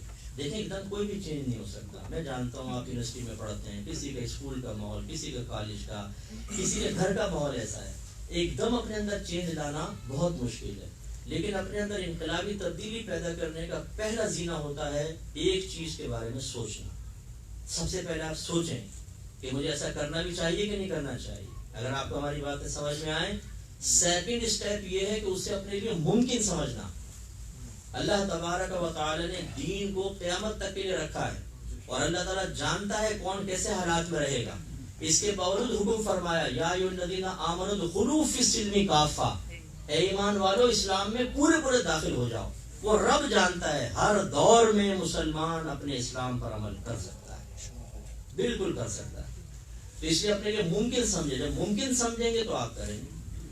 اگر 60 فٹ کے اوپر ایک ڈالر اڑتا ہوا ہے اور اٹک جائے کسی کھمبے کے اوپر اور آپ چڑھ ہی نہیں سکتے ہوں، ممکن ہی نہیں ہے، تو آپ دیکھیں گے بولیں گے ارے یار چھوڑو، چلے جائیں گے آپ. لیکن ایک اڑ کے آیا بالکل سامنے یوں ہے تو اب آپ ہاتھ روکیں گے نہیں، ممکن ہے نا، تو اٹھا لیں گے آپ. جب ممکن چیز رکھتی ہے تو انسان عمل کرتا ہے. سب سے پہلے اپنے لیے ممکن بنا لیں. یہ ممکن ہے کہ میں اعلیٰ حضرت کے طریقے پہ چل سکوں، میں گناہ چھوڑ سکوں، میں لوگوں کی عزت کر سکوں، میں تکبر سے بچ سکوں، میں گناہ سے بچ سکوں، میں اللہ تعالیٰ کے دیکھتے رہنے کے یقین کو پختہ کروں، میں صاحب علم ہو جاؤں. یہ ممکن ہے. یہ ہو گیا. اس کے بعد پھر تھرڈ اسٹیپ یہ ہے کہ ایسے لوگوں کی تلاش جو آپ کے اس مقصود کی راہ میں آسانیاں پیدا کریں. اس کے لیے آپ کے اطراف کے علماء بہترین کردار ادا کریں گے. ان کے پاس جائیے، ریکویسٹ کیجیے کہ جی میں نیک بننا چاہتا ہوں، میں دین کے راہ پہ چلنا چاہتا ہوں، مجھے گائیڈ لائن دیں. ہو سکتا ہے کہ ان کی ایسی مصروفیت ہو کہ مکمل وقت نہیں دے سکتے، لیکن اتنا ضرور ہے انشاءاللہ کہ وہ آپ کو ایک رہنمائی دے دیں گے کہ آپ کو ایسا کرنا چاہیے. پھر اس پہ آہستہ آہستہ آپ عمل کریں. جو خاص طور پہ ہمارے یہاں بچے بیٹھے ہوئے ہیں جو ان میریڈ ہیں، خاص طور پر آپ کے والدین نے کیا کیا، وہ تربیت کر سکے یا نہیں کر سکے، وہ گناہ کرتے ہیں نہیں کرتے ہیں، ہمیں حق حاصل نہیں کہ ہم ان کی گرفت کریں. وہ ہمارے ماں باپ ہیں، ان کا ان کے رب کے ساتھ معاملہ ہے. ہمیں حق حاصل نہیں کہ ہم جا کر کچھ بولے. اگر میں کسی والدین کو کچھ کہتا ہوں تو میں کہہ رہا ہوں ایک عالم کی حیثیت، میں آپ کو معذرت وہ ہمت نہیں دے رہا ہوں کہ آپ گھر جا کے یہی باتیں اپنے والدین کے سامنے کھڑے ہو کر کے آپ نے کیا کیا، ہمیں سکھایا نہیں. نو، آپ نہیں کہہ سکتے. لیکن آپ یہ سوچئے کہ اگر انہوں نے کوتاہی کی تو آپ علم نہیں سیکھ سکے. اگر آپ بھی اس کوتاہی کو باقی رکھیں گے تو آپ کی اولاد کا کیا ہوگا. دیکھیں آپ کی یو ایس اے کے اندر، اسی طرح یو کے کے اندر ایک لوگ آئے تھے پاکستان سے جو فرسٹ ٹائم آئے تھے، وہ وہاں کا ماحول دیکھ کر آئے تھے، یہاں کے اثرات کو بہت کم قبول کیا. پھر ان کی اولادیں پیدا ہوئی تو ان کو سکھایا، انہوں نے بہت کچھ سکھایا اولاد ان کے ساتھ، لیکن وہاں کا اثر بھی قبول کیا. پھر ایک اور نسل آئی، اس نے اوپر والوں کے اثر کو کم قبول کیا، باہر کے اثر کو زیادہ قبول کیا. ہم خوف زدہ ہیں تیسری، چوتھی، پانچویں نسل کے بارے میں کہ جو اپنے بڑوں سے سیکھیں گے نہیں، یا وہ سکھانے کی صلاحیت نہیں رکھتے، وہ باہر سے سیکھیں گے اور وہ تباہ ہوں گے اور ان کی اولادیں بھی تباہ ہوں گی. کتنے لڑکے لڑکیاں ایسے ہیں، میں تو چونکہ ورلڈ وائڈ کام کر رہا ہوں، وہ مرتد ہو گئے، مذہب چھوڑ دیا انہوں نے، غیر مسلمین سے شادی کی. ابھی مجھے ایک کویسچن میرے ساؤتھ افریقہ سے ایک دوست نے کیا تھا، اس بھائی نے کیا تھا کہ بعض جگہ ایک علاقے میں نام بھی نہیں لیتا ہوں، وہاں پہ اگر وہاں کی عورت سے نکاح کرنا ہو تو آپ کو ایک اور مذہب اختیار کرنا پڑے گا. وہ پھر آپ کو لے کے جائیں گے اپنے عبادت خانے میں، وہاں شراب سے غسل دیا جائے گا، آپ ان کا مذہب اختیار کریں گے باقاعدہ، وہ آپ کا نام رکھے گا ان کا بڑا آدمی، پھر آپ کا نکاح ہوگا اور آپ وہ غیر مسلم معروف ہوں گے، صرف اس لیے ویزا حاصل ہو جائے. جب وہ کہتے ہیں مسلمانوں کے پاس آتے ہیں تو کہتے ہیں مسلمان ہے، ویسی دوسری جگہ جاتے ہیں اپنا تعارف اس دوسرے مذہب کے مطابق کرتے ہیں، اپنی دانش میں سمجھتے ہیں مسلمان ہیں، ہم تو خالی ویسے کیا. نہیں، یہ مرتد ہو گیا آدمی، کافر مرتد ہو گیا. یہ اگر مر جائے گا اس کا جنازہ جائز نہیں ہے، اس کو غسل دینا جائز نہیں ہے، اس کو کفن دینا جائز نہیں ہے، اس کو مسلمانوں کے قبرستان میں دفنانا جائز نہیں ہے. یہ کافر ہو چکا مرتد. اور مرتد جہنم کے سب سے نچلے طبقے میں جائے گا، سب سے نچلے طبقے میں، جو دین چھوڑ دیتا ہے. ابھی کیوں ایسا ہوا؟ اگر ماں باپ کی اچھی تربیت ہوتی، اچھا ذہن بنایا ہوتا، کچھ دین کے لیے دروازے کھول دیے ہوتے، اتنی اخلاقی گری ہوئی پستی نہیں کرتے. اور ہو سکتا ہے یہیں کا یہ بون بچہ ہو تیسری چوتھی نسل کا جو ایسا کر رہا ہے. اس لیے میں گزارش کرتا ہوں کہ آپ مذہب کے قریب آئیے، اپنی آنے والی نسلوں کو سنبھالیے، ورنہ کل آپ کی نسلیں آپ کے ہاتھ سے نکل جائیں گی. روتے ہیں ماں باپ، روتے ہیں، یقین کریں آنسوؤں سے روتے ہیں. بچے بد مذہب ہو گئے ہیں، بچے کافر ہو رہے ہیں، بچے گھر چھوڑ کر مطلب لڑکیاں شادی کر رہی ہیں بت پرستوں سے، اور ماں باپ روک نہیں سکتے. یعنی ایسے ایسے مجھے بعض فیملیز ملی ہیں کہ لڑکی اپنے بوائے فرینڈ کو لا کے اپنے کمرے میں ٹھہرایا ہوا ہے، گناہ ہو رہا ہے، لیکن ماں باپ کی ضرورت نہیں کہ ان کو منع کر سکے، کیونکہ ماں باپ نے دین کو کبھی قریب نہیں آنے دیا نا. اگر یہی اولاد ہی گناہ نہ کرتی نا، پھر چاہے رسول کے قریب نہ ہوتی، ماں باپ کو تشویش نہیں ہوتی، ان کے ساتھ ٹھیک رہیں بس. یہ ہماری میجر مسٹیک ہے.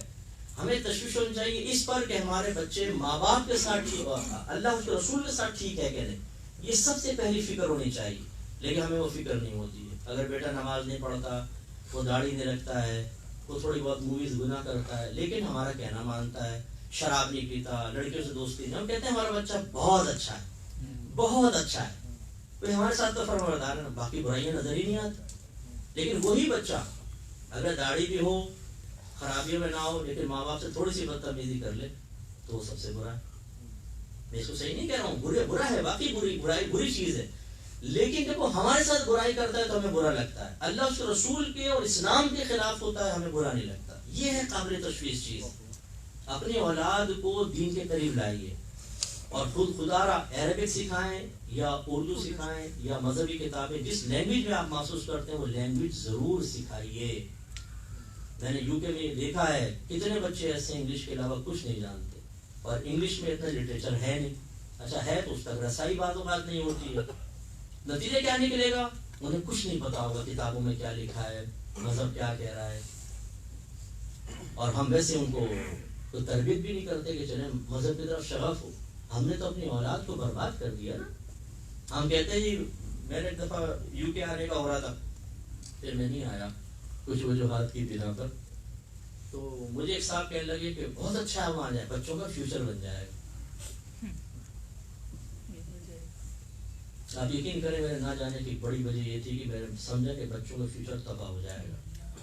حالانکہ میں ایک مذہبی آدمی ہوں اور میرا حلقہ باب صرف مذہبی ہوگا اور میرے بچے بھی مذہب کے قریب ہی رہیں گے. اب بھی ماشاءاللہ وہ بڑے بیٹے میرے عالم بن رہے ہیں، انگلش تعلیم بھی مطلب دنیوی تعلیم بھی حاصل کر رہے ہیں. لیکن اس کے باوجود یہ خدشہ موجود ہے. میں یہ نہیں کہہ رہا ہوں کہ آپ کا یہاں رہنا کوئی برا ہے، میں یہ شعور بیدار کرنا چاہ رہا ہوں کہ اگر آپ یہاں آ گئے ہیں، تشریف لے آئے ہیں، تو آپ یہاں کے مطابق ایک لائے عمل ایسا تیار کریں کہ آخرت ختم نہ ہو، آخرت برباد نہ ہو. آپ کی منزل امریکہ نہیں ہے، یو کے نہیں ہے، اٹلی نہیں ہے، جرمنی نہیں ہے، جاپان نہیں ہے، چائنا نہیں ہے، آپ کی کینیڈا نہیں ہے. آپ کی اصل منزل کیا ہے؟ آخرت. ہم جب بچوں کے فیوچر کی بات کرتے ہیں تو وہ قبر سے پہلے کا نام نہیں ہے. اصل فیوچر شروع ہوگا مرنے کے بعد. برزخی زندگی دیکھنے، قبر کی زندگی کتنے سال، 1000 سال، پھر میدان محشر، پھر جنت یا جہنم، وہ ہمیشہ کے لیے. اصل تو فیوچر مرنے کے بعد شروع ہوتا. ہم کہتے ہیں بچوں کا فیوچر بنا رہے ہیں، آپ عارضی فیوچر بنا رہے ہیں. بالکل تھوڑے سے فیوچر پہ توجہ، باقی جو کامل فیوچر اس پہ توجہ ہی نہیں ہے. یوں سمجھ لیجیے ایک روڈ ہو بالکل صاف ستھری، آگے بڑا گہرا گڑھا ہے، تو آپ بیٹے کو کہیں کہ دیکھو بیٹے یہ روڈ ہے نا، اس پہ گاڑی چلاؤ، اور اتنی اسپیڈ سے، بڑی اسموتھ ہے، بڑی زبردست ہے، خوب بے فکر ہو کے چلاؤ. اور بچہ اگر چلائے گا تو کیا کرے گا؟ بس ہم نے یہ کیا ہوا ہے. امریکہ تک روڈ دیکھی، ہم نے کہا زندگی کی لائف بڑی اچھی گزری، بیٹا آرام سے چلو، خوب زندگی گاڑی تیز دوڑاؤ، کوئی مسئلہ نہیں ہے. اور پھر اچانک ملک الموت علیہ السلام تشریف لائیں گے. حضور تشریف لائیے. سیٹھ جی کو فکر تھی کہ 10 کیجئے، موت آ پہنچی کہ صاحب جان واپس کیجئے. وہ تو اعلیٰ حضرت تھے کہ فوت ہوئے ہیں تو لاکھوں آنکھیں اکشبار ہیں، ہاتھ اٹھے ہوئے ہیں دعاؤں کے لیے، اور ان کے وسیلے سے نجات اور مغفرت طلب کی جا رہی ہے. آپ کے لیے کون لوگ دعائیں کریں گے؟ ہمارے تو فرینڈز بھی ایسے ہوتے ہیں جن کو نماز جنازہ ہی نہیں آتا. میں تو گراؤنڈ ریئلٹیز پہ کلام کرتا ہوں. جا کے پوچھ اپنے دوست سے، یار سنا ذرا نماز جنازہ کیسے پڑھتے ہیں، وضو کا طریقہ بتا، کپڑا پاک کرنے کا طریقہ بتا، جنازے کی دعا بتا، نابالغ کی کیا ہے، لڑکے کی، لڑکی کی، بالغ لڑکا لڑکی کی کیا دعا ہے. دیکھیے پتہ ہی نہیں ہوگا، بہت سو کو پتہ ہی نہیں ہوگا. ایسے ایسے لڑکے ہم نے دیکھے ہیں، باپ کا جنازہ سامنے پڑھنا نہیں آتا، بس یوں کی تکبیر، ابھی دائیں کو دیکھ رہے ہیں، بائیں کو دیکھ رہے ہیں، جو جیسا کر رہا ہے ویسے کر کے سلام پھیرا. ابا کو دفنایا، کہتے ہیں اچھا ہوا ابا گیا، ایک روم خالی ہوا، ابا جان نے روم میں قبضہ کیا ہوا تھا. پہلے جنازے کے ساتھ جاتے جاتی ہے وہ سوچ رہے ہوتے ہیں وہاں پہ ڈیک رکھوں گا، وہاں یہ ہوگا، وہاں ہوگا. ابا گئے، ختم. اس کے بعد چند روز بس وہ گھر میں ایکٹیویٹیز ہوتی ہیں، پھر ختم ہو گئے. ہم نے جو دوست بنائے ہوئے، آپ سوچئے کیا وہ آپ کے میرے لیے درد رکھتے ہیں کہ ہماری قبر پہ آئیں گے، اشارے ثواب کریں گے، روئیں گے، غم منائیں گے؟ نو. آپ جائیں گے دوسرے فرینڈز بنا لیے جائیں گے. ہم خوار ہو رہے ہیں ان کے لیے، ہم اللہ اس کے رسول کو ناراض کر رہے ہیں، ہم اپنے اکابرین کے طریقے کو چھوڑ رہے ہیں اور تباہی بربادی مول لے رہے ہیں. ایسا نہ کریں، اعلیٰ حضرت کے طریقے پہ چلیں. آج بھی ان کی نسل دیکھیں، عالم پیدا ہو رہے ہیں، صاحب علم لوگ پیدا ہو رہے ہیں. ہے نا, دین کی خدمت کر رہے ہیں, تو خدا را اپنے دین کے قریب آئیے, اور یہاں آ کر یہ مت سمجھیے کہ منزل پر پہنچ گئے. اللہ نے آپ کو آسانی دے دی ہے, سہولت دے دی ہے. میں نے جمعے میں بھی یہ بات کہی تھی, بس آخری بات کہہ کے بیان ختم کر رہا ہوں کہ اگر آپ یو ایس میں آ گئے ہیں تو یہاں کی ملنے والی آسائشوں کو یا ان پر آخرت کو قیاس نہ کریں. یہ نہ سوچیے کہ میں یہاں آتا ہوں تو اپنا پاسپورٹ دکھاتا ہوں کام ہو جاتا ہے. پاکستان میں اگر ایئرپورٹ پہ آپ امریکہ کا پاسپورٹ دکھائیں تو لوگ ڈر جاتے ہیں, جی آپ پہلے آ جائیے اور یہ ہو جائے وہ جائے. میدانی معاشرت میں ایسا نہیں ہوگا. ایسا نہیں ہے کہ وہاں پہ یو کے اور یو ایس والوں کے الگ لائن اور پاکستانی ہندوستانی بنگلہ دیشوں کے ادھر جا لائن میں لگو, پہلے حضرات جائیں گے, وی آئی پی پہلے جائیں گے. نو, ثم لتسألن یومئذ عن النعیم, پھر تم سے ضرور ضرور نعمتوں کے بارے میں کوسچن ہوگا. آپ یہاں سکون سے رہ رہے ہیں, آپ کو خالص غذائیں مل رہی ہیں, آپ کی فضا بالکل پاکیزہ ہے, آپ کو ہر چیز کی آسانی ہے, سہولت ہے, گورنمنٹ کے بینیفٹس ہیں, آپ کے لیے چیزیں سستی ہیں آپ کے یہاں کے پیسے کے اعتبار سے. اتنی آسانی سہولت ذرا جا کر دیکھیں ہندوستان میں, ذرا جا کر دیکھیں ہمارے پاکستان میں کیسے لوگ زندگی گزار رہے ہیں, تکلیف میں, ٹینشن میں, خوف میں, ڈر میں, پریشانیوں کے اندر. تحفظ حاصل نہیں ہے, قانون کی عملداری وہاں پر نہیں ہے. یہاں پہ آپ کو کچھ بھی نہیں ہو سکتا, چوری چکاری چلتی رہتی ہے, تھوڑی بہت ہوتا ہے مسئلہ, لیکن کتنی آسانی سہولت. تو پھر حساب بھی تو ہوگا. تمہیں امریکہ میں تم رہے تھے, تمہیں زیادہ عزت ملی تھی, تمہیں زیادہ سہولیات دی گئی تھی, کیا کیا تم نے اس کے بدلے میں؟ جس کو زیادہ تنخواہ دی جاتی ہے بتائیے وہ کام زیادہ کرے گا یا کم؟ جس کو زیادہ تنخواہ دی جائے گی, بینیفٹس دی جائیں گے, اس کو کون سی پوسٹ دی جاتی ہے, بہت ہی امپورٹنٹ یا بیکار قسم کی؟ تو اس کا مطلب ہے کہ جب آپ کو اللہ نے نعمتیں زیادہ دی ہیں, عزت دیا ہے, وقار دی ہے, آسانی ہے, سہولتیں ہیں, تو یاد رکھیے میدان معاشر میں آپ کی ذمہ داری کو زیادہ پوچھا جائے گا.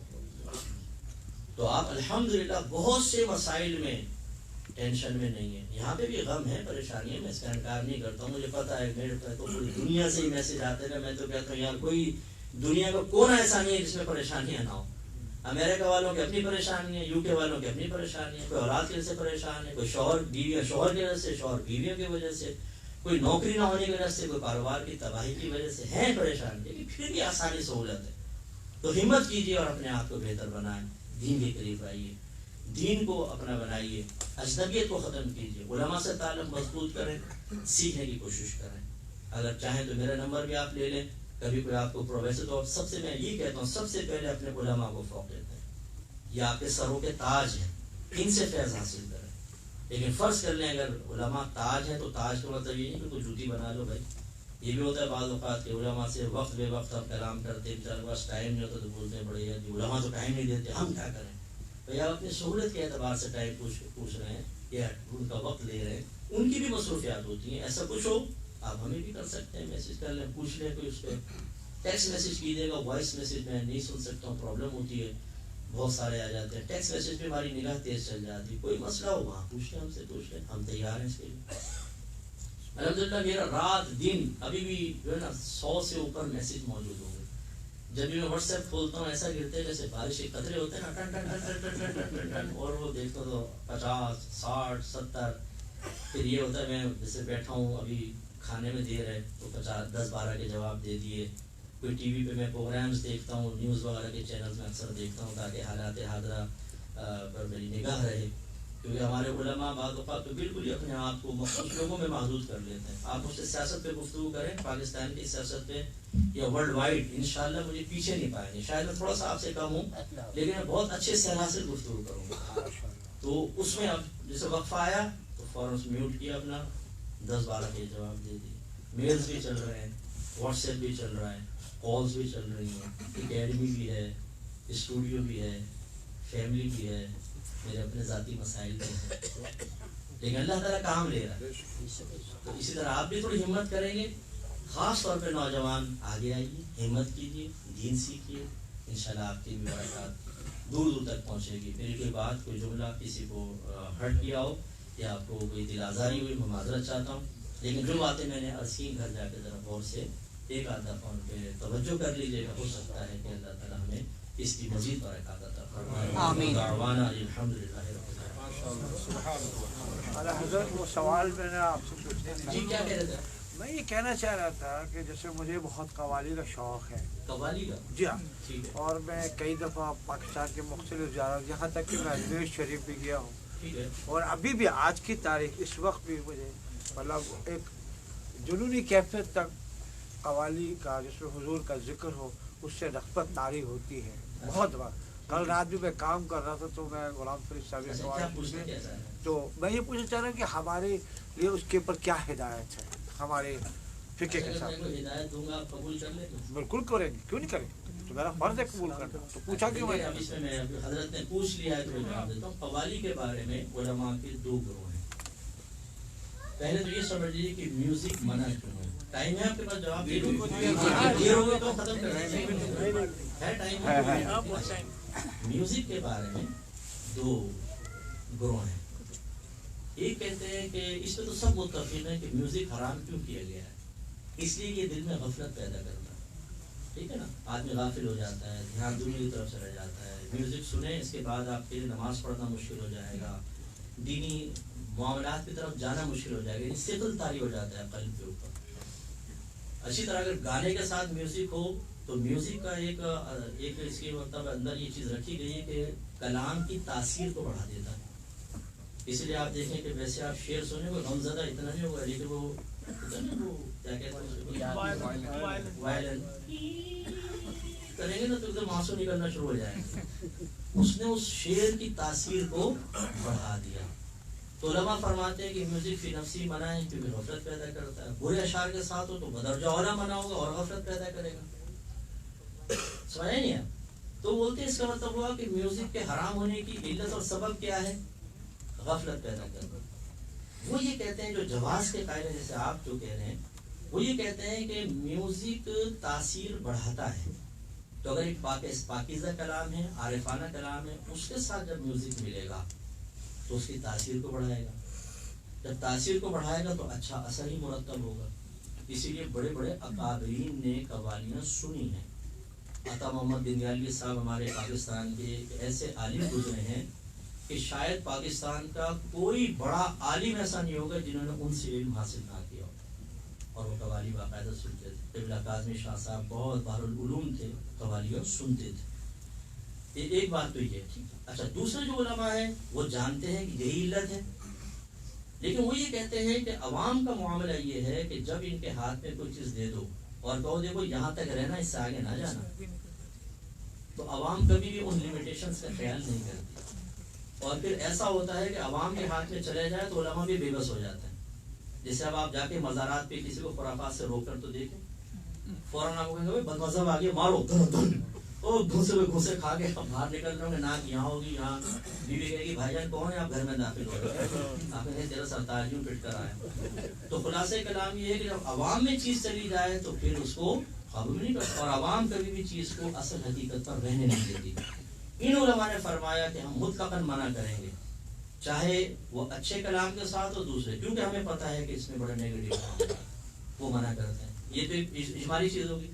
اب جو جواز کے قائل ہیں نا ہمارے بڑے اکابرین، وہ بھی یہ کہتے ہیں اسی کو شرائط: نمبر 1 پڑھنے والا بارش ہونا چاہیے، نمبر 2 کلام بالکل قرآن و حدیث کے مطابق ہونا چاہیے، ان میں کوئی امرد نہ ہو، بیریش شخص نہ ہو، اور سامنے جو مجمع ہے وہ اہل کا مجمع ہونا چاہیے، نہ اہل لوگ نہ ہو.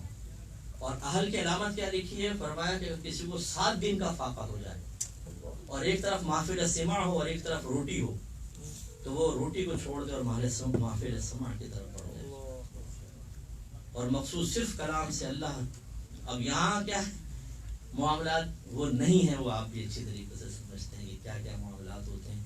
اس وجہ سے بہرحال ہم جو ایک معتدل قول کہتے ہیں وہ یہ کہ جو اس کے جواز کے قائل ہیں، جن کے پاس دلائل ہیں. مثال کے طور پہ اگر آپ ہیں، آپ نے کسی چشتی مفتی صاحب سے مسئلہ معلوم کیا، انہوں نے کہا ہمارے ٹھیک جائز ہے، میں آپ کو اجازت دیتا ہوں کریں، تو فَاسْأَلُوا أَهْلَ الذِّكْرِ إِن كُنتُمْ لَا تَعْلَمُونَ، اگر تم نہیں جانتے تو اہل علم سے کوسچن کرو. اور انہوں نے یہ اسی کے مکلف تھے، انہوں نے پوچھ لیا، ان کی تو کوئی گرفت نہیں ہے آخرت میں، مفتی صاحب نے فتویٰ دیا ہے نا. تو اس لیے جو اس کے جواز کا قائل ہے اس کے پاس دلائل ہے، ہم کہتے ہیں ٹھیک ہے، پھر آپ ان دلائل کی روشنی میں آپ کرنا چاہیں کریں. اگر اس میں کوئی خرابی ہوگی تو آپ اللہ کی بارگاہ میں خود جواب دیں. ہم اعلیٰ حضرت کو فالو کرتے ہیں. اعلیٰ حضرت نے انہی احتیاطوں کے بنا پر منع فرمایا ہے محفل سماع سے ہم نہیں سنتے. یہ ایک معتدل قول ہے.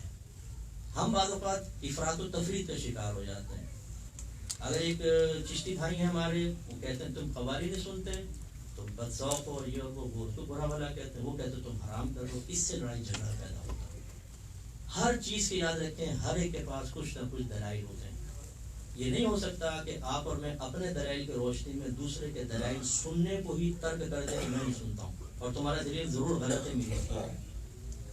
اب راہ عدل یہ ہے اور راہ اطمینان یہ ہے اور راہ امن یہ ہے کہ اگر کوئی سنتا ہے آپ کے میں ٹھیک ہے, آپ کے پاس دلائل ہے, آپ سنیے, میرے نزدیک یہ جائز نہیں ہے, میں نہیں سنوں, ختم بات.